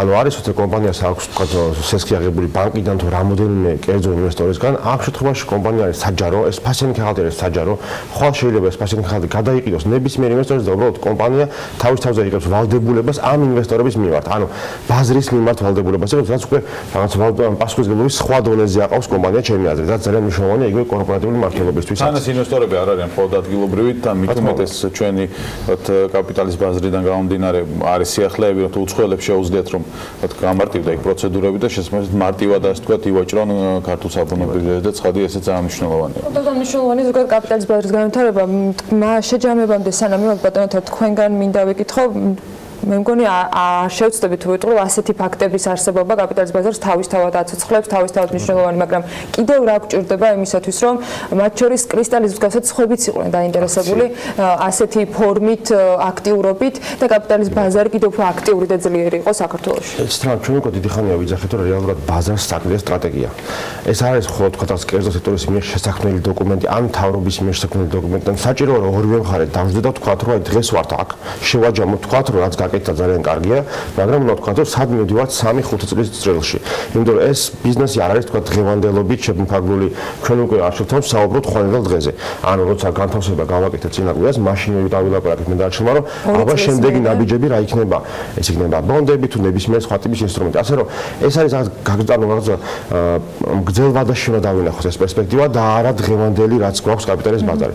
თუმცა პოზიტიური რაღაცები ხდება, ძალიან ბევრი კარგი მოხდა, შაშანაც გამარტივდა იგივე საგადასახადო მივუთხით ბაზარი ემისიის პროსპექტების გამოცემის კანონიც დაიხვეწა რაღაცნაირად უკვე არის წესდება სადაც შეგიძლიათ წაიკითხოთ ამოიკითხო როგორ დაწერო პროსპექტი თუმცა ჩვენ გონია რომ ავაჩქაროთ ტემპი ძალიან ნელა ვითარდება ეს ყველაფერი ну ბუნებრივიცაა რაღაც მომჩნევ რომ ცელაპარაკები ახალ ემიტენტს მას შეჭდება დრო რომ გაიგოს რას ნიშნავს პროსპექტის დაწერა და ასევე იგივე ვისაუბრეთ ახლა პასუხისგებლობა და ასე შემდეგ ასე რომ მე მგონი ნელ-ნელა მივდივართ ნელ-ნელა ბაზარი ვითარდება თუმცა მე მინდა მაინც რომ ეს ტემპი ავაჩქაროთ და უფრო სტრატეგიულ ჭრილში ჩავაჯეროთ ყველაფერი რომ გვესმოდეს რა ნაბიჯები უნდა გადადგას და ვინ მათ შორის ანუ მთავრობამ როგორც ჩვენ რომ ივახციოთ იმ რაღაც გეგმას თუმცა რეალურად გვექნება განვითარებული კაპიტალის ბაზა. ხო, ფინანსური მაჩვენებლების პრინციპში კომპანიებსაც გამჭვირვალობა საუბრობთ, როდესაც ისინი საფონდო ბირჟაზე მიდიან, აქ ძალიან ბევრი, ასე ვთქვათ, დეტალია და გამჭვირვალობა მაქსიმალურად ღიაობა, ხო, მაგრამ ამ მიმართულებით ვთქვათ, კანონებით შეიცვალა და ბევრ კომპანიას უკვე მოუწევს, რომ ისედაც გამჭვირვალე იყოს ფინანსური ანგაჟება ჰქონდეთ და შეუძლიათ ალბათ პრინციპში ავმოვლოთ, რომ მე უკვე იფიქრონ ობლიგაციების გამოშვებაზე. მეტად ასე ვთქვათ, სახალხო, როგორ თქვა, აუს თუ სწორი ტერმინია, მაგრამ ადამიანები, რომლებიც ჩვეულებრივი ფიზიკური პირები, რომლებიც ჩვენი მოქალაქეები არ არიან რეალურად ჩართულები, თუმცა მათ შეუძლიათ რომ ქონდეთ ჩართულობა საფონდო ბირჟაზე იქ ივაჭრონ. ანუ ესეც ხომ მნიშვნელოვანია განვითარებისთვის. აი რა უნდა ამ შემთხვევაში კერძო კომპანიებმა უნდა იმუშაონ, მთავრობამ უნდა იმუშაონ, უნდა იმუშაოს ამ მასალაში. ცით მე ვფიქრობ ეგ სტრატეგიის ნაწილია, რომელსაც ოთარი აღწერდა ახლა. ჩემი აზრით მივალთ იმ დონემდე რომ გაჩნდება გათვითცნობიერებული ინვესტორის ცნება, რომელიც უფრო მეტ ადამიანს მოიცავს და მათ იქნება საშუალება მიიღონ აქტიური მონაწილეობა. დღესდღეობით როგორც იცით ჩვენი ობლიგაციები მაინც ვიწრო წრეში იღებდება ეს მაინც ასე ვთქვათ კორპორატიული დიდი კომპანიების და დიდი ფინანსური ინსტიტუტების ასე ვთქვათ ის არის ინტერესის სფერო. თუმცა საერთაშორისო მოთამაშეებიც ინტერესდებიან, აი ხა უბრალოდ იმდენად ხშირად არ უშვებთ რომ ეს ასე ვთქვათ დაიწყოს და რიტმში ჩავიჯდეთ, მაგრამ დარწმუნებული რაღაც ეტაპზე საერთაშორისო დიდი ფონდებიც კი მიიღებენ მონაწილეობას, რომელსაც უფრო დიდი მოცულობაც სჭირდებათ და ამ კუთხით მე ვფიქრობ ბევრი რამ გაკეთება მომავალში. აქ უნდა აღინიშნოს ის რომ ჩვენი ასე ვთქვათ გამოშვება არის ლარში, ანუ ჩვენთვის ეს არის ლარის დაფინანსების წყარო, რაც არის კრიტიკულად მნიშვნელოვანი მე მგონი მთელი საფინანსო სექტორისათვის დღეს, იმიტომ რომ ჩვენი მომხმარებლები კლიენტ ლარის დაფინანსებაზე არიან დამოკიდებული და ჩვენ არც გვგუფლება სხვა ვალუტაში დავაფინანსოთ. გარდა ამისა, ჩვენ ვფიქრობთ რომ ეს რეფორმა უკავშირდება კარგად საპენსიო რეფორმასაც. ხო, ახლა უკვე როგორც იცით 100 მილიონამდე არის შემოსული საპენსიო ფონდში, ეს თანხა მნიშვნელოვანი თანხა ხდება, მისი დაბანდების ადგილობრივი საშუალებების უნდა არსებობდეს და იმედი მაქვს, რომ კრისტალისნაირი გამჭვირვალე, ანგარიშვალდებული და წარმატებული ფინანსური ინსტიტუტები კიდევ იქნებიან, არა μόνο ფინანსური, არამედ სხვა არაფინანსური ინსტიტუტები და მათი ერთობლიობა შექმნის აი ამ გარკვეულწილად ესეთ ინსტრუმენტების შესაძლებლობას, სადაც უკვე საპენსიო ფონდი აირჩევს მათგან საუკეთესოს და ასე ვთქვათ, უკვე აი ამ მნიშვნელოვან საჯარო ინტერესის ასე ვთქვათ ინვესტიციას მიიღებენ. ასე რომ ჩვენს აქტიურად ვართ, ჩვენი აქტიურობით ვამზადებთ რაღაც საომავლოდ აი ამ პლატფორმას და იმედია რომ ეს ყველაფერი აი ჰარმონიულად გამტარდება საბოლოოში ხალხის და ეკონომიკის ასაკის. იმედია მალე იქნება ეს ინვესტიციო საბჭოც და სანამ დაგვრჩებით ბატონო თქვენს კომენტარს გითხულდი FTI-სთან დაკავშირებით BMG-ზე, მინდა რომ საქმიანობის მაყურებლისთვისაც კიდევ ერთხელ ვისაუბროთ, არ იყო გასახარი მონაცემები ხარაც წინა კვირაში მოვისმინეთ, რა გვჭირდება მზარდი მაჩვენებლისათვის, რა იყო თქვათ ამ მონაცემების მთავარი მიზეზი, ფაქტორებზე იყო საუბარი, რაღაცა მილევად პროექტებზე, მათ შორის ქართველებზე გადმოტანას და ასე შემდეგ, მაგრამ იმისათვის რომ იყოს უკეთესი შედეგი და გაგვიხარდეს, კარგი ამბები იყოს საქმიანობის მაყურებლებისათვის, რა გვჭირდება ამ ყოველთვის. ძალიან ამას ყველაფერს ალბათ ჭირდება უბრალოდ ის რომ ანუ ჩვენ მზარდი ეკონომიკა უნდა გვესმოდეს ეს მზარდი ეკონომიკა და ჩვენ გაგვიჭირდება ყოველთვის ის ქონდეს რომ ყოველთვის ყველაფერი იზრდებოდეს. ანუ მე არ გამკურვებია რომ არის რაღაც მომენტები რომ სამ ტიპის ეკონომიკებში არის რაღაც შემცირებები. ანუ შემცირებას არ ვიტყვი, უბრალოდ იყო მოცემულა მილიარდ დოლარში შემოვიდა, არც ანუ იმდენივე არ შემოვიდა, იმაზე მეტი ვერ შემოვიდა რა ჩარჩა, თუმცა შემცირებას ამას ვერ დაარქმევდი. მეორე არის თქო, არის ეს პონდა ციკლები პროექტების, იგივე BP, ასე შემდეგ, იყო თქო გარკვეული ტრანზაქციები, რომელიც მოხდა ქვეყანაში და ფული გავიდა გარეთაც, ძალიან ბუნებრივი ნორმალური ისინია. მეორე მხრივ შევხედოთ ბიზნეს და ბიზნეს კლიმატს არაფერი არ შეცვლილა. რეალურად ჩვენ უყურებთ და ენერგეტიკას ვისაუბრებთ, არის ძალიან დიდი სია, 150 პროექტამდე არის სიაში, რომელიც უნდა განხორციელდეს. გვესმის რომ აქედან ყველაფერი არ განხორციელდება, ბუნებრივია, თუმცა განხორციელდება 50% ალბათ, მაგრამ დაემატება კიდე ახალი პროექტები. ასე რომ მე მგონი ეს საგანგაშო ნიშნული არ არის. უბრალოდ ეს ბუნებრივი მოვლენა არის. ეკონომიკაც არის როგორც ცოცხალი ორგანიზმია, რომელიც ხან გაიზრდება, ხან უნდა შემცირდება, რომ შემდეგ წელს გაიზარდოს. ასე რომ მე ნეგატიურს აქ დიდად ვერ ვხედავ. ჩვენ უყურებთ ეკონომიკას, იგივე ტურიზმი, იგივე უცხოური ვალუტის შემოდინება ქვეყანაში, იგივე ლარის სტაბილურობა. მე მგონი ყველაფერი ამას იმ საფუძველს გვაძლევს, რომ ვიფიქროთ, რომ წელს გვიქცემა კარგი წელი, თან იმის გათვალისწინებით, რომ შარშან ქვეყანამ ვერ დახარჯა საკმარისი თანხები ინფრასტრუქტურის განვითარებაში და წელს მგონი იგეგმება, რომ ეს მოხდეს. ანუ შარშან რეალურად მთავრობის დანახარჯების ჩანაცვლა კერძო სექტორმა, ანუ მათ გააკეთეს ინვესტიციები, რაც გამოიწვია ეკონომიკის და იგივე FDI-ის შემოდინება. წელს მგონი კერძო სექტორს დაეხმარება სამთავრობო სექტორი, რომელიც აპირებს, რომ განახორციელოს ის პროექტები, რაც დაიმილი აქვს წელს. ასე რომ მე ამაში როგორც ვთქვათ, კი მესმის, რომ შენ ცირდა და არ არის სასიხარულო გაგვიხარდებოდა პირიქით ყოფილიყო რომ მეტიც და მაგრამ ჩვენ ველოდებით, რომ ეს ციფრი გაიზრდება. უფრო საყურადღებო ის ხო არ არის, რომ ხოდა ერთ და ორ პროექტია დამოკიდებული რეალურად მაჩვენებლები, რომელიც შეიძლება ქვეყანას კონდეს. ეს ბუნებრივია ჩემი აზრით, და ამას ახლა ვერ გავექცევით ვერანაირად მესმის რომ.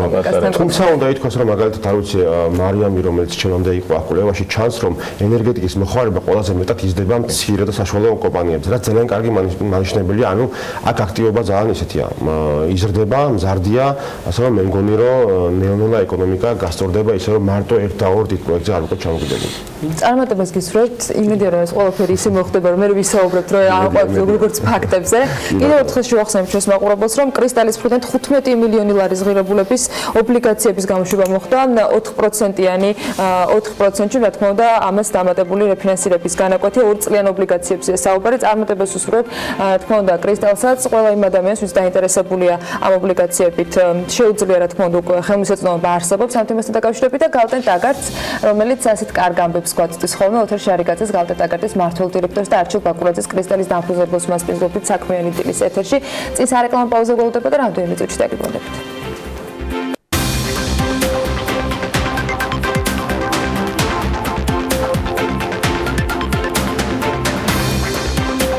საქართველოში დასაქმების პრობლემა რომ მნიშვნელოვანი გამოწვევა, ნახალს არაფერს ალბათ არ გეტყვით. ამ თემაზე ბევრი გვისაუბრია და ახლა კიდევ უფრო მეც მოგიყვებით და მოგიყვებით ხოლმე.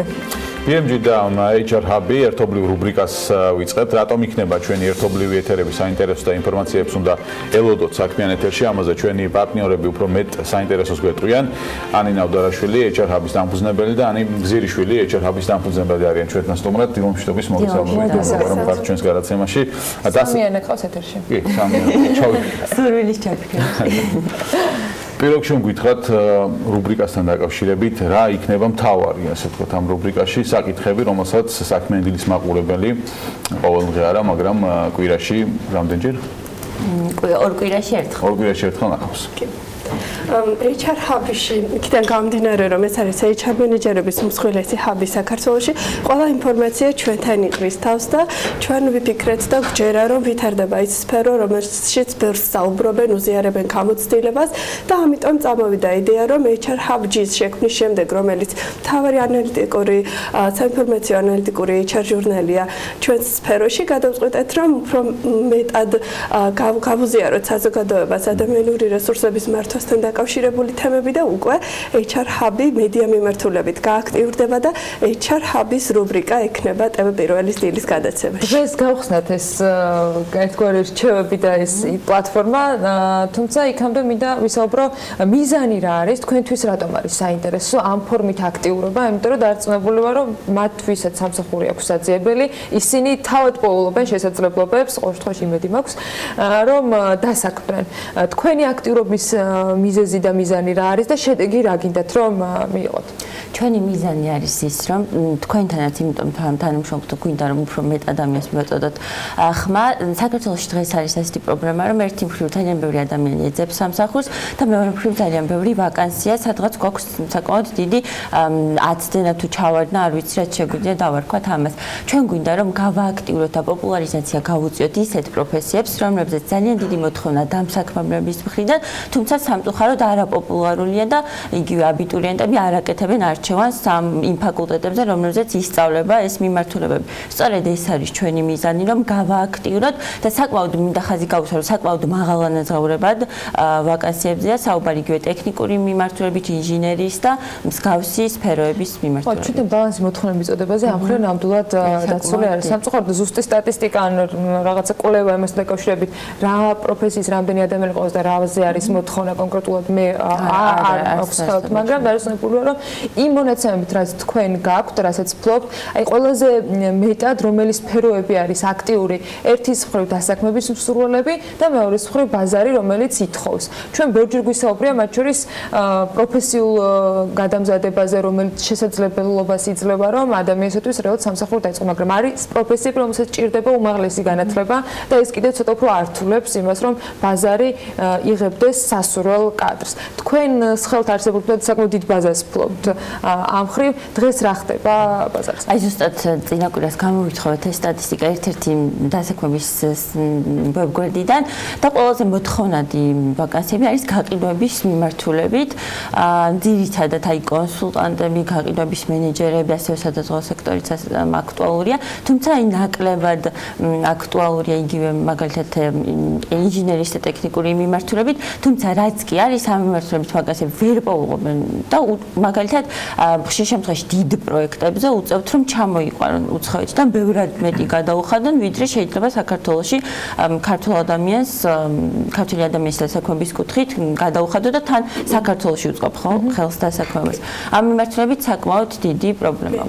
თავი გამოწვევა არის ის, რომ იმ პროფესიების პოპულარიზაცია მოვახდინოთ, რომელზეც უნდა იყოს მოთხოვნა, მაგრამ რადგან ამაზე ნაკლებ საუბრობენ, შესაბამისად საზოგადოებისგანაც ძალიან ნაკლებია დაკვეთა და უბრალოდ ნაკლები კანდიდატებია ამ კუთხით. აი როცა ახსენეთ, რომ ყველაზე დიდი მოთხოვნა არის გაყიდვების აგენტებზე, კონსულტანტებზე, ხომ არა იმიტომაც, რომ როდესაც საუბრობთ მაღალანაზღაურებად კონკრეტულ პროფესიებზე, აქ უფრო ჩაკეტილ წრესთან აქვს მათ შორის დამსაქმებელ საქმე და თავად ეძებს კადრებს მის გარშემო, ან რაღაცა სხვა ფორმით, ვიდრე თქვა განცხადება გაავრცელოს და ვაკანსია გამოაქვეყნოს და შემდეგ, იმიტომ რომ მოლოდინი იმის, რომ ამ ფორმით შეიძლება მაგრამ სასურველი კანდიდატი იპოვოს, არ არის ხო? აქ ვერ დაგეთანხმებით, იმიტომ რომ ხშირ შემთხვევაში მაინც აცხადებენ ვაკანსიებს, თუმცა იგივე კონსულტანტის მიმართულებით მინდა ვილაპარაკო ამაზე, რომ სტუდენტებს რატომაც აღარ უნდათ რომ წავიდნენ, იმიტომ რომ ერთი მხრივ ცუდად აღიქმება მაგალითად კონსულტანტის პოზიცია, თუმცა აქ მინდა ხაზი გაუსვა იმას, რომ კონსულტანტის ყველა ვიწყებთ თავიდან, ნულიდან, როდესაც არ გვაქვს გამოცდილება რაღაცა ელემენტარული თქვა სხვადასხვა პოზიციით შეგვიძლია დავიწყოთ, კონსულტანტის პოზიციად მაგალითად რომ ვილაპარაკოთ, ძალიან კარგი შესაძლებლობა იმისთვის, რომ საკმაოდ დიდი გამოცდილება მიიღო, რომელიც მერე წინ დაგეხმარება შენს კარიერულ ზრდაში და განვითარებაში. თუმცა აქაც სხვადასხვა პრობლემაა, მაგალითად ზოგი დამსაქმებლის მხრიდან პრობლემა ის არის, რომ ძალიან თქვა არასასრულ პირობებს უქმნიან სტუდენტებს და შესაბამისად ვერ უწყობენ სწავლას ხელს. და ესეც ერთ-ერთი პრობლემაა სტუდენტებისთვის, რომ იპოვონ თქვა სტუდენტური სამსახური გრაფიკის თვალსაზრისით. რაც შეეხება მოძიების არხებს, დამსაქმებლები ყველა არხს იყენებენ, მათ შორის ეს არის დასაქმების ვებგვერდები და რაც ტრენდული და ახალია ჩვენ სფეროში არის ის, რომ კომპანიები უფრო და უფრო მეტად კონცენტრირდებიან რეკრუტინგულ კამპანიებზე, რომ უფრო სწორად მიაწოდონ ვაკანსია დაინტერესებულ კანდიდატებს და უფრო მეტად მოიზიდონ შესაბამისი სეგმენტურად ეს ადამიანები. ვაკანსიების ნაწილში კომპანიები რაღაცნაირად ეს პროცესი დაიხვეწა და მათი მოთხოვნებიც თქო შესაბამისად, თუმცა გვინახავს, რომ ისეთი მოთხოვნებიც არის, რომელიც შეიძლება არ შეესაბამებოდეს იმ ვაკანსიას, რომელიც გაცხადებული აქვს კომპანიას, მაგრამ თქვა ამ ნაწილში დაიხვეწა. იქნება თუ არა ამ რუბრიკაში სამომავლოდ საუბარი იმაზე, როგორ უნდა მიაწოდოს თავად აპლიკანტმა კომპანია, ამა თუ იმ კომპანიას საკუთარი თავი, ანუ როგორ წარუდგინოს, როგორ გაყიდოს აი CV, როგორ შეადგინოს და როგორ წავეკითხეთ ხოთა შორის ვაკანსია, ესეც ძალიან მნიშვნელოვანია, ვაკანსიის მოთხოვნები, როგორ აღვიქვათ, სწორად რამდენად არის ჩვენთვის სასურველი და საინტერესო. ამ რუბრიკაში ჩვენ წარმოვაჩენთ დამსაქმებლებს, დამსაქმებლის ბრენდებს და ასევე ჩვენ გვექნება სიუჟეტები, პირდაპირი ჩართვები კომპანიებიდან, სადაც გავაცნობთ უკვე კომპანიების შიდა სამზარეულოს მომავალ პოტენციურ კანდიდატებს და გავაცნობთ ასევე აქტიურ ვაკანსიებს, რომელთაც შესაძლოა დაინტერესდნენ. და რაც ყველაზე მნიშვნელოვანია, თვითონ ანუ HR მენეჯერისგან მოისმენ რჩევებს, მასთან როცა მივიდნენ განსაუბრებაზე, რაზე უნდა გავამახვილონ ყურადღება. ერთი მხრივ თითქოს ყველა მიცის როგორ იწერება რეზიუმე, თუმცა მაინც ვაწყდებით გარკვეულ პრობლემებს. საკმაოდ მაგალითად ეხლა ჩვენ საუბრობთ რომ selfie არ უნდა იყოს თქვათ რეზიუმეში და სხვადასხვა მსგავსი სურათები და უნდა იყოს ოფიციალური რომ არ უნდა იყოს ხუთგვერდიანი და ხუთფურცლიანი და ერთ ფურცელზე შეიძლება დაწერო მაგალითად გამოსვლება ასე და მნიშვნელოვანია რომ თქვათ რეზიუმეში გამოსვლება იწყებოდეს ბოლოს სამუშაო ადგილიდან ერთი მხრივ თქვათ ისეთი დეტალი არ არის მაგრამ ძალიან მნიშვნელოვანია დამსახურებისთვის და არა თქვათ სკოლის საკიდან და ასე შემდეგ ფოტო რამდენად მნიშვნელოვანია როდესაც საუბრობთ ფოტოზე ანუ ხანდახან არის ხოლმე აი რაღაც კარგი CV მაქვს და რეზიუმეს კარგი მაქვს ფოტოს რა შეჩავსო რომ ან თუ არ ჩავს რომ გააჩნია თქვათ ზოგი არის აი ამ განსხვავებულობაზე მინდა მეკითხა ანუ რამდენად განსხვავებულად უნდა მივაწოდოთ ანუ ყველა დამსახურებას ერთი და იგივე CV უნდა გაუგზავნოთ თუ არა პოზიციას და გააჩნია დამსახურება აი ამაზე თუ იქნება აქცენტი გაკეთებული და ამას თუ მოვუყურებთ აუცილებლად ყველაფერს გავითვალისწინებთ რაც მნიშვნელოვანი იქნება იმ ადამიანებისთვის რომლებიც ეძებენ სამსახურს და სწორედ ამ ყოფილს მოვისმენთ იმ ადამიანებისაგან, ვინც ეძებენ დასაქმებელ კადრებს და არა ერთი მიმართულებით, ბევრი ძალიან საინტერესო. ასევე ჩვენ უნივერსიტეტებთანაც გვექნება კომუნიკაცია და ვიკვლევთ რა არის ყველაზე მოთხოვნადი პროფესია. კარგია ის რომ ფაკულტეტი, კარგია ის რომ საქართველოს უნივერსიტეტი იქნება ამ პროგრამის პროექტის მხარდამჭერი, წარმოდგენი რუბრიკის და შესაბამისად გვექნება ყველა მხრიდან ინფორმაცია, როგორც უნივერსიტეტებიდან, უმაღლესი სასწავლებლებიდან და ასევე პროფესიული კოლეჯებიდან, ასევე დამსაქმებლები და მოკლედ ყველა ინფორმაცია მოიყრის თავს ჩვენს რუბრიკაში. აქ მაყურებლისთვის საინტერესო ინფორმაციას განსაკუთრებით აბიტურიენტებისთვის ზუსტად დღეს საქართველოს უნივერსიტეტში 18 მარტიდან 22 მარტის ჩათვლით იქნება პროფესიების კვირეული ინფორმაცია შეუძლიათ იხილონ საქართველოს უნივერსიტეტის ვებგვერდზე და თვითონ ამ პროფესიებში წარმატებული ადამიანები გააცნობენ პროფესიას რა გამოცდილება არის საჭირო იმისთვის რომ შემდეგ წარმატებული გახდეთ და მე ვთვლი რომ საკმაოდ საინტერესო მათთვის განსაკუთრებით მათთვის ვისაც ჯერ არ გადაუწყვეტია რა პროფესიის გახდება. უკეთ ეს რუბრიკა იქნება აბიტურიენტებისათვის, მშობლებისათვის, დასაქმებულებისათვის, დასასაქმებულებისათვის და მათთვის, ვინც დამსაქმებელია, ახლა იქნება მომავალში, ან ქონია მსგავსი გამოცდილება და ფიქრობს რომ შესაძლოა რაღაცები აქვს დასახვეწი და კიდევ უფრო გასავითარებელი. ბევრი ძალიან საინტერესო უნდა დაელოდოთ ანა ნავდარაშვილის და ანა გზირიშვილის HR Hub-ის დაფუძნებლების რუბრიკაში, რომელსაც საქმიან მაყურებელს შევთავაზებთ ხოლმე. მე რჩები და თან ჩვენს მაყურებელს შევთავაზებთ კიდევ ერთ სიუჟეტს. გთავაზობთ არქელის ისტორიას, რომელიც მოგვითხრობს იმას შესახებ, თუ როგორ ცხოვრობენ არქის მობინადრეები. დეველოპერი კომპანია საქართველოში, რომელიც მუდმივად ზრუნავს არქელებზე, იმისათვის რომ შექმნას სასურველი საცხოვრებელი პირობები და ამჯერად გავიცნობთ გიორგის და ოლიას ოჯახს, რომლებიც არქი მუხიანის პროექტის მაცხოვრებლები არიან და მოგიყვებით მათი ერთი დღის შესახებ.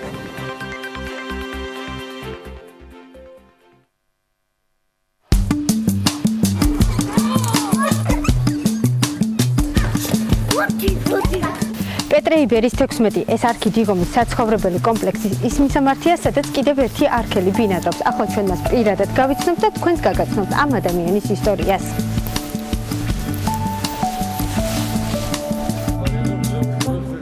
მიხეილ ნიკოლაიშვილი უკვე 1 წელია, რაც თავის პატარა ოჯახთან ერთად არქის დიდი ოჯახის წევრია. სახლში ვცხოვრობ, მე რა თქმა უნდა, მიხეილ ნიკოლაიშვილი, ჩემი მეუღლე, ნატო ღუღუნიშვილი და ჩემი შვილი, ისიც მიხეილ ნიკოლაიშვილი. ჩემი მეუღლე ნატო ღუღუნიშვილი არის ევექსის ოჯახის ექიმი. აქ დიდი დიღმის ევექსის ოჯახის ექიმი. ჩემი შვილი მიშიკო ნიკოლაიშვილი არის აბიტურიენტი. აი ეს არის ჩვენი პატარა ოჯახი ძალიან შემოდგენილი.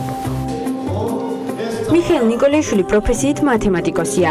იგი სამტრედიის რაიონის სოფელ კორბახატში 1957 წელს პედაგოგების ოჯახში დაიბადა. პროფესიის არჩევაშიც დიდი როლი სწორედ მის ოჯახს მიუძღვის. 40-მდე სამეცნიერო ნაშრომი, ერთი მონოგრაფიის თანაავტორობა და ერთიც გამოქვეყნებული სალექციო კურსი. ეს მიხეილ ნიკოლაიშვილის 40 წლიანი მუშაობის მონაგარია სალექციო კურსების პარალელურად. 2006 წელს დავიცავე დისერტაცია, საკანდიდატო დისერტაცია, მაგრამ ახლა უკვე სადოქტორო თითქება. იმის მერე ვაგრძელებ აქ სამეცნიერო მუშაობას და პარალელურად ლექციებს ვატარებ. ჩვენი გმირის სამუშაო დღე დილის 7 საათზე იწყება. მიუხედავად დროის სიმცირისა, ყოველთვის ცდილობს სახლში დაბრუნებული მამის კვალზე წასულ შვილს დაეხმაროს, ამიცადინოს. უმცროსი მიშიკოსათვის ახლა მეტად საპასუხისმგებლო წელია. იგი აბიტურიენტია. დახმარებას და რჩევების მიცემას ოჯახის უფროსი არც მომავალი ბინის მკითხველებისთვის იშურებს. პირველ რიგში მიაქციონ ყურადღება იმას, რომ მე პირადად ვაძლევ გარანტიას იმას, რომ ეს ფული არ დაეკარგებათ. მეორეს, ბინა იქნება გადასარევად აშენებული. აი თომედეგი რო არის, თქვენც უყურებთ აგერ და მეც უყურებ, ხო? აქ ჩვენ წელს გათხრობა არ ჩაგვირთია. იმენა თბილი ბინა და იცით რა არის ჩვენი პატარა ოჯახისთვის ძალიან კომფორტულია. ხო და მე შენდება ძალიან ხარისხიანად, ძალიან კარგად და ძალიან სწრაფად. მე ვთვლი რომ ვარ არქელი. ნამდვილად ვარ არქელი, იმიტომ რომ იმდენი ურთიერთობა მქონდა ამ ხალხთან, იმ დამხმარე ფარდზე, იმ რაღაც ეზოზე, ასე თუ გააგრძელებს არქი. მე დარწმუნებულია რომ ძალიან ბევრი მე მგონი ყავს და კიდევ უფრო მეტი ეყოლება რა. ბინის ადგილმდებარეობის არჩევა ნიკოლეიშვილების ოჯახს არ გასჭირვებიათ. დიდი ხომთან 15 წლიანი ცხოვრება და სიყვარული აკავშირებს. რაც შეეხება კომპანიას, სანდოობა და ხარისხი გახდა ის მთავარი გამსაზღვრელი, რომლის გამოც ნიკოლეიშვილების ოჯახი არქელის სტატუსს ამაყად ატარებს.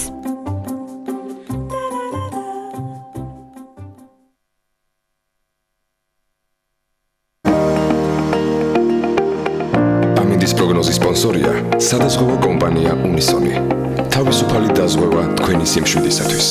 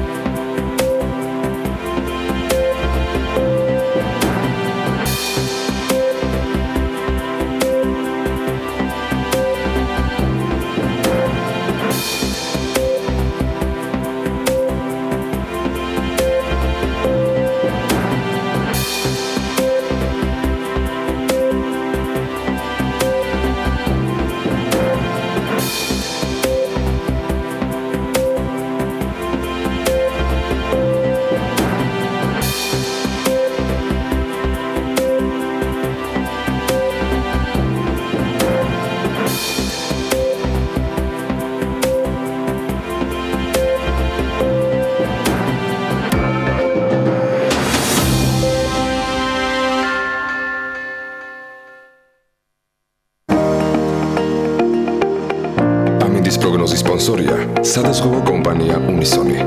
თავისუფალი დაზღვევა თქვენი სიმშვიდისათვის.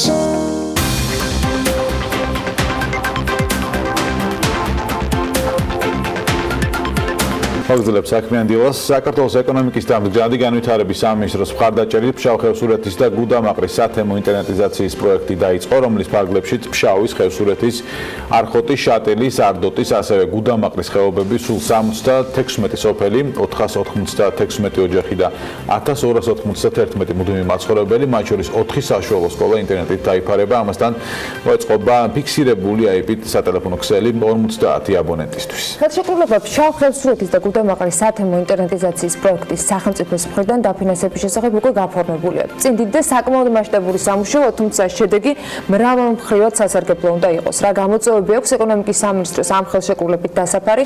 დეტალებში ჩვენი სტუმარი გაგვერკვევს ეკა ყუბუსიძე, ეკონომიკის სამინისტროს კავშირგაბმულობის საინფორმაციო და თანამედროვე ტექნოლოგიების დეპარტამენტის უფროსი შემოგვერდა საქმიანი დილის ბოლო ბლოკში. მოგესალმებით, მადლობა რომ ხართ ჩვენთან ერთად. რას მოიცავს პროექტი, რა ფორმით მოხდება სამინისტროს აქტიურობა და ის ხელშეკრულება ტექნოპარკში გაფორმდა, მოვისმინეთ დაახლოებით რა შინაარსი იქნება, მაგრამ მოდით საქმიანი მაყურებელთათვის გავმარტოთ ვადები და ის შესაძლებლობა, რომელიც ეკონომიკის სამინისტროს დაჭირდება გაიღოს, რომ შედეგი მივიღოთ და ბექას მიერ დასახელებული რიცხვები, რაოდენობით სახლებით და სკოლების მიხედვით იყოს უზრუნველყოფილი ინტერნეტით. მოგესალმებით, მივესალმებით მსმენელს და მადლობა მოწვევისთვის. დიახ, რა თქმა უნდა, ჩვენთვის ეკონომიკის სამინისტროს განსაკუთრებით მნიშვნელოვანი არის ფართოზოლოვანი ინფრასტრუქტურის განვითარების ხელშეწყობა, რაც იმას ნიშნავს, რომ ჩვენთვის მნიშვნელოვანი არის მოსახლეობის მაქსიმალური რაოდენობის უზრუნველყოფა და დაშვება ინტერნეტთან. სწორედ ამ პროექტის ფარგლებში ჩვენ დავიწყეთ ინტერნეტ საზოგადოება ISOC-თან მოლაპარაკებები, იმისათვის, რომ მიგვეღო გარკვეული ტექნიკური და ფინანსური დახმარებაც მათი მხრიდან სათემო ინტერნეტიზაციისთვის, იმიტომ რომ მოგეხსენებათ, საქართველოს საკმაოდ მაღალმთიანი რეგიონებს შეიცავს, შესაბამისად ჩვენთვის მნიშვნელოვანი არის, რომ იმ რეგიონებში, სადაც ბიზნესები, ასე ვთქვათ, არ გეგმავენ შესვლას მინიმუმ ბოლო 3 წლის განმავლობაში, ჩვენ დავეხმაროთ, ასე ვთქვათ, სხვა მიდგომებით და დაფარული იქნას ეს რეგიონები ინტერნეტით. სწორედ ამის შედეგი არის, ISOC-თან მოლაპარაკების შედეგი არის ის, რომ წელს დაიწყება მშენებლობა ქსელის ფშავ-ხევსურეთსა და გუდამაყარში, როგორც უკვე თქვით, მოეწყობა რადიოქსელი, ანუ Wi-Fi-ით უზრუნველყოფილი იქნება იქაური მოსახლეობა და ამავდროულად მათ ექნებათ IP ტელეფონით სარგებლობის საშუალება. 500-მდე აბონენტს უბრალოდ გადავცემთ აპარატს IP ტელეფონის, ეს იქნებიან ბავშვებიანი და ასე ვთქვათ, ისეთი მოსახლეობა, რომელსაც დახმარება ჭირდება, შეშმო პირები და სოციალურად დაუცველი ოჯახები, თუმცა დანარჩენ ყველა ოჯახს ექნება, რა თქმა უნდა, დაშვების საშუალება, IP ტელეფონით სარგებლობის საშუალება მათი მოთხოვნის შესაბამისად. ასე რომ ჩვენთვის ერთ-ერთი პრიორიტეტული არის, რაც შეგვიძლია სტარტ-ტემპებში დღეს დაიფაროს აღნიშნული და წლის ბოლომდე დასრულდეს აღნიშნული ეს ამუშავები, თუმცა ვადებზე მკითხეთ და ჩვენ ძალიან მიბმული ვართ, რა თქმა უნდა, გარემო და კლიმატურ პირობებზე, შესაბამისად ვფიქრობთ, რომ წელს ნოემბერში უკვე უნდა იყოს დაფარული ძირითადი ქსელი. და აღსანიშნავია, რომ აქ ძალიან დიდი მნიშვნელობა აქვს მრავალმხრივ ჩართულობას, განსაკუთრებით ძალიან დიდი დატვირთვა აქვს მცირე და საშუალო ბიზნეს ოპერატორების ასოციაციას, რომელიც რეალურად თავის თავზე იღებს ვალდებულებას, რომ ერთის მხრივ ქსელის მშენებლობაში დაეხმაროს მთის სათემო ქსელს და მეორეს მხრივ 3 წლის განმავლობაში, ასე ვთქვათ, დაამონიტორინგოს ქსელი და მთისათემო ქსელს მისცეს ტექნიკური პირობები იმისა, რომ ოპერიროს იმ რეგიონში. თქვენ კერძო სექტორი ახსენეთ და ანუ ბიზნესიც შეიძლება რაღაც ხრო გავიგოთ, როცა ძალიან მცირე მოსახლეობაზე საუბარი, ამ ხელა ინვესტიცია მათ შესაძლოა ასე მარტივად არ ქონდეთ გეგმაში გათვალისწინებული. აქედან გამომდინარე, მაქვს კითხვა, რა უჩდება სახელმწიფოს ამ ყველაფერს გაკეთება. გითხრათ, რომ ეს ძალიან მნიშვნელოვანია, მაგრამ საინტერესოა თანხების, რა თანხა გაქვთ გათვალისწინებული გეგმა. როგორც იცით, პარასკევს გასულ კვირას ტექნოპარკში გაფორმებული ხელშეკრულების შესაბამისად სახელმწიფოს მხრიდან გამოიყო, ასე მთის განვითარების ფონდის ასიგნებებიდან გამოიყო 257,000-მდე ლარი, რომელიც ძირითადი ქსელისთვის მოწყობილობების შეძენას მოხმარდება. ჩვენ ყავს რამოდენიმე დონორი, ერთი ვახსენე ISOC-ი და მასიმის ჩართულობა არის 25,000 დოლარის ოდენობით, რომელიც უკვე ქსელის მშენებლობას მოხმარდება. ჩეხეთის საელჩო საქართველოში არის აქტიურად ჩართული და 150,000 ევროს ფარგლებში არის გამოყოფილი თანხა, ასევე ძალიან დიდი ჩართულობა ოპერატორების, უფასო კოლოკაციების ან ძალიან დაბალ ფასად კოლოკაციების, რომელიც ქსელის მშენებლობისთვის არის საკმაოდ ძალიან ამერტ პროექტია ეს თანხები. ეს თანხები არის ამერტ პროექტი. დაახლოებითი ღირებულება არის 130,000 ამერიკულ დოლარზე ოდნავ მეტი, თუმცა ჩვენ დონორების საშუალებით მივიღეთ გარკვეული თანხა და ის რაც დანარჩენი თანხა გამოიყო სახელმწიფოს. თავდანეკა იმ ფონზე რომ ჩვენ რამდენიმე წლის წინ ფაქტობრივად დაანონსებული ქონდა, მათ შორის ამ ეთერშიც ჯერ დავაანონსეთ ძალიან დიდი სიხარულით, რომ საყოველთაო ინტერნეტიზაციის პროექტი მუშაობდა. რატომ გახდა საჭირო, რომ ცალკე ამ თქვათ სოფლებისათვის, ამ რეგიონისათვის სახელმწიფოს კიდევ დამატებითი თქვათ ძალისხმევა დაეხარჯა ინტერნეტიზაციისთვის და მე აუცილებლად ნაკითხოთ, რა ბედი ეწია თქვათ ამ პროექტს, ამ დღეს გრჩება ისეთი თქვათ ადგილები საქართველოში, სადაც საჭირო არის, რომ კიდევ თქვათ სახელმწიფომ ახალი ხელშეკრულებები გააფორმოს, თანხები მოიწიოს დონორებისაგან და პარტნიორებისაგან, იმისათვის რომ მივიღოთ შედეგი, რომ 21 საუკუნეში ინტერნეტი იყოს ხელმისაწვდომი. როგორც გვახსენე, ჩვენი სახელმწიფო ზოგადად მთავრობისთვის და ეკონომიკის და განვითარების სამინისტროსთვის ერთ-ერთი მნიშვნელოვანი ფართოზოლოვანი ინფრასტრუქტურის განვითარება და ამ მხრივ მრავალმხრივი სამუშაოები გვაქვს დაწყებული. ერთ-ერთი არის მსოფლიო ბანკის დახმარებით ფართოზოლოვანი ინფრასტრუქტურის განვითარების სტრატეგიის შემუშავება, რომელიც რეალურად დასრულებულია და ვფიქრობ, რომ წელს მივიღებთ აღნიშნულ სტრატეგიას, რომლის ფარგლებში ზუსტად არის გაწერილი და არის სახელმწიფოს როლი, რა არის კერძო კომპანიების როლი, რა არის მარეგულირებელი ორგანოს როლი იმისათვის, რომ ჩვენ მივახციოთ იმას, რომ მაქსიმალურად დიდი რაოდენობა ჩვენი მოსახლეობისა მათ გქონდეთ წვდომა ინტერნეტზე. ეს ერთი ძირითადი პროექტი, ხოლო რაც შეეხება დაფინანსებას, ზოგადად სახელმწიფოს მხრიდან დახმარებას, ფართოზოლოვანი ინფრასტრუქტურის განვითარების მიმართულებით მრავალმხრივი არის მოდელები. ერთი არის როგორც ახსენეთ, საყოველთაო ინტერნეტიზაცია, რომელიც როგორც ახსენეთ უკვე ფაქტურად განსაზღვრული არის და ძალიან მალე იმ სეგმენტებს, რომელშიც არ შედის არც კომპანიები და არც კერძო კომპანიებზე მაქვს საუბარი და არც სათემო ინტერნეტიზაციით არ დაიფარება, რა თქმა უნდა უზრუნველყოფს ინტერნეტით. სათემო ინტერნეტიზაციის დატვირთვა კი თავის მხრივ ცოტა განსხვავებული არის. აქ არის რეალურად ძალიან ბენეფიტურია იმ მოსახლეობისთვის, რომელიც იმ რეგიონში არის, რადგან თემი შეიქმნა, ანუ თემი იქნება მისი დასახლებული პიროვნებებით, ანუ რეალურად საქმდებიან ადგილობრივი მოსახლეობა და სწორედ იმიტომ ვახსენე, რომ მცირე და საშუალო ბიზნეს ოპერატორის ასოციაციის როლი არის ძალიან დიდი, იმიტომ რომ ტოა, ასე ვთქვათ, შემოკლებით იღებს ვალდებულებას, რომ დაატრეინინგოს იქაური მოსახლეობა, ანუ თემი, IP-ით სათემო ქსელი, რათა მათ ისწავლონ როგორ ოპერირონ, ისწავლონ როგორ ააშენონ ქსელი და შემდგომ როგორ შეინახონ ქსელი. კითხოს რაღაც შეგმოდა, თქვენ მაშინ ასე გკითხავთ, ხართ თუ არა შეთანხმებული ამ საყოველთაო ინტერნეტიზაციის პროექტის ფარგლებში ასეთი პროექტები ერთმანეთს რომ ელემენტად არ ფარავდეს და როგორ არის დაყოფილი, იმიტომ რომ საინტერესოა ნამდვილად, ანუ რა სამუშაო ჩატარდა საყოველთაო ინტერნეტიზაციის მიმართულებით, ანუ სად მივიდა, ანუ თემი რატომ გამოიყოფა საკუთარ დაყოფილები, მოდი დავყოფ ასე ვთქვათ სეგმენტებად. არსებობს სეგმენტები, რომელსაც ტელეკომუნიკაციის ენაზე ეძახიან შავი ზონები, სადაც ოპერატორები ოპერირებენ და იქ აღარ საჭიროებს სახელმწიფოს მხრიდან არანაირ ჩარევას. არსებობს თეთრი ზონები, სადაც არ არსებობს არც ერთი ოპერატორი და შესაბამისად რეგიონს ჭირდება დახმარება. აღნიშნულ თეთრ ზონებშიც იყოფა კატეგორიებად, ხომ? არის რაღაცა გარკვეულწილად შედარებით დაუსახლებელი და მაგალითად შავხევსურად გუდამაყარში და მე მინდა აღნიშნო, რომ 2017 წელს ჩვენ თუშეთის ინტერნეტიზაცია განვახორციელეთ. არის სოფლები, სადაც სულ რამოდენიმე ადამიანი ცხოვრობს. მოდი დავყოფ ასე ვთქვათ მოსახლეობის რაოდენობით, სადაც 200 ამდენი სოფელი და ადამიანების რაოდენობა რეალურად სადაც 200 და 200-ზე მეტი არის, უფრო მჭიდროდ დასახლებული არის სოფლები. იქ საყოველთაო ინტერნეტიზაციის ნაწილი დაფარავს, რა თქმა უნდა კოორდინაცია გვაქვს, ხოლო სადაც 200-დან 200-ზე ნაკლები არის მოსახლეობა, იქ უკვე სათემო საჭიროებს, ვინაიდან მთელ სოფლიოში ეს არის პრაქტიკა და სწორედ ISOC-ის როლიც. ISOC არის როგორც ვთქვი, ინტერნეტ საზოგადოება, საერთაშორისო ორგანიზაცია, სწორედ მათი როლიც სათემო ინტერნეტიზაციის, ასე ვთქვათ, ფინანსურ და ტექნიკურ დახმარებებში გამოიხატება და ამ ორგანიზაციის უკვე ორჯერ დახმარებით მივახციეთ იმას, რომ ჯერ თუშეთი და ეხლა შავხევსურად გუდამაყარს დავფარავთ ინტერნეტით.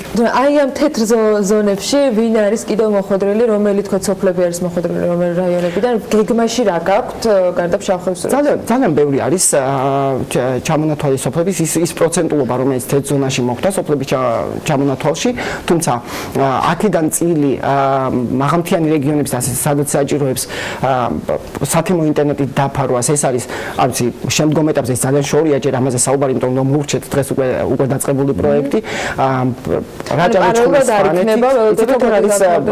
სწორედ ის არის, რომ რადგან თემს ის გამოცდილება არ აქვს, რომ თვითონ ააგოს ქსელი და მოემსახუროს მოსახლეობას, აქედან გამომდინარე საჭიროებს, ასე ვთქვათ, ოპერატორების დახმარებას და შესაბამისად გარკვეული ოპერატორებია საჭირო იმისთვის, რომ მათ დაუწიონ, ასე ვთქვათ, საშუალო ტელეკომ ოპერატორების ასოციაცია დღეს ამ ეტაპზე ამ პროექტშია ჩართული, თუმცა არ არის გამორიცხული. ჩვენ რა თქმა უნდა ეკონომიკის სამინისტრო გავაგრძელებთ საერთაშორისო ორგანიზაციებთან თანამშრომლობას იმისთვის, რომ კვლავ მოვიპოვოთ დაფინანსება საჭიროებიდან გამომდინარე.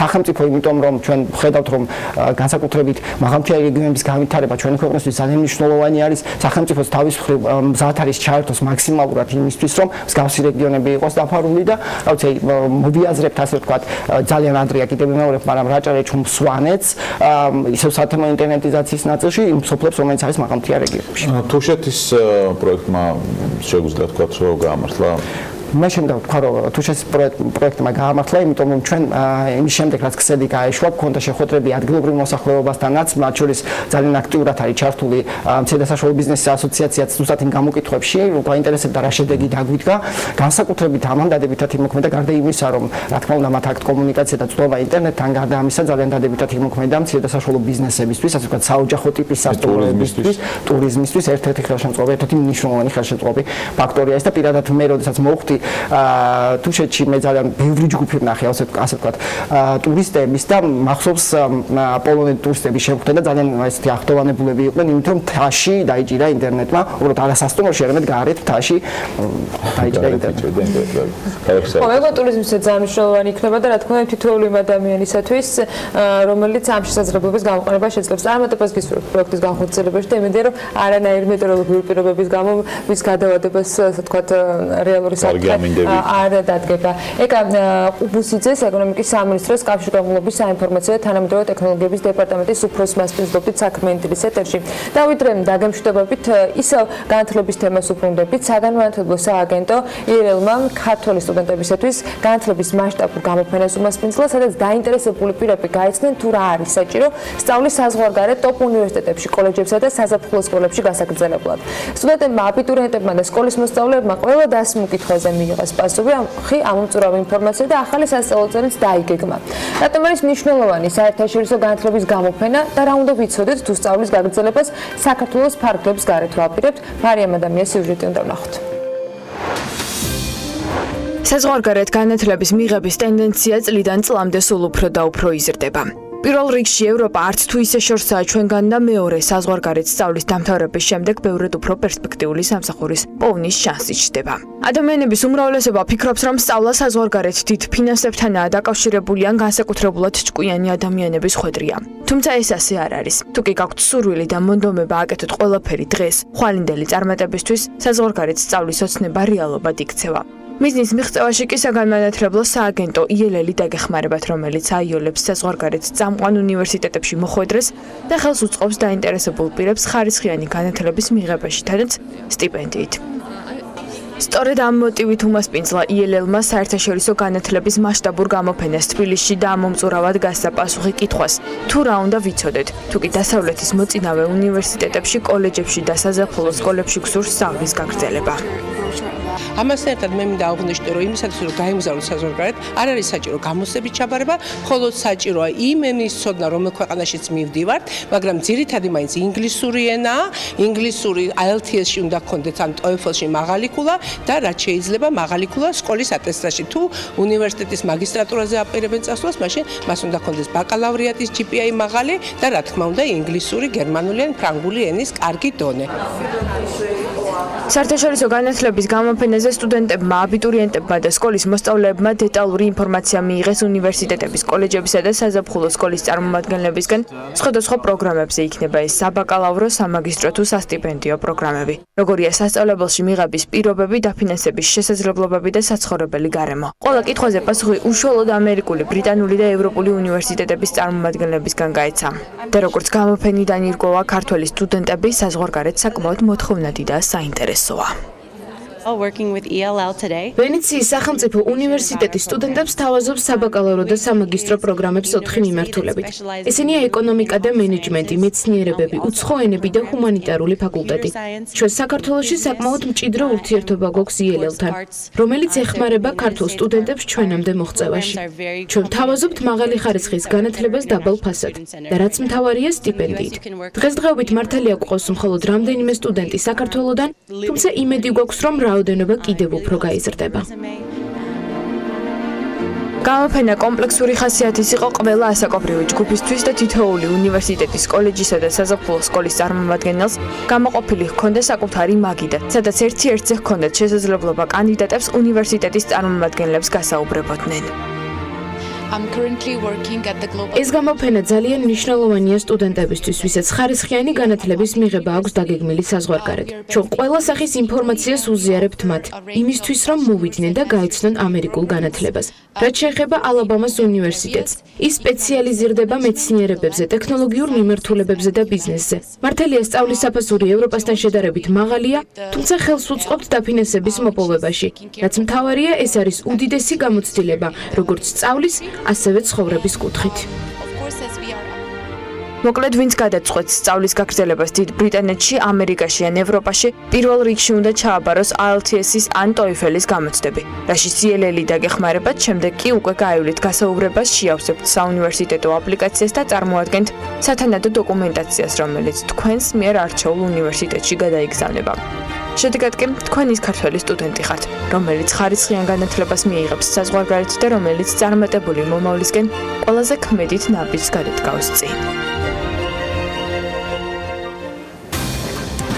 Მოკლედ ასე განათლებით დავიწყეთ დღევანდელი საქმიანობა და განათლებით დავასრულეთ. არცნობრივია რომ ბევრისთვის საინტერესო სიახლეები იქნება ის შემოთავაზებები, რომელსაც საერთაშორისო უნივერსიტეტები სთავაზობენ ქართულ სტუდენტებს, პოტენციურ სტუდენტებს, ან სასწავლო სკოლები, რომელიც მოსწავლეებისთვის არის გათვლილი და კიდევ უფრო ბევრ საინტერესოს ვთქვათ მიმართულებით უხსნის კარს ახალგაზრდებს. ჩვენ ამით დღევანდელ ეთერს ვასრულებთ. საქმიანი დილა ზუსტად ხვალ დილის 8-ზე დაგიბრუნდება ტელევიზორის ეთერში. იქამდე რა თქმა უნდა ბექაპაცი ერთად საქმის კურსის ეთერებს უნდა უყუროთ და იგითხოთ BMG ბევრ საინტერესო ამბავს გაგიზიარებთ. ბევრი განშტოებით ნახოთ.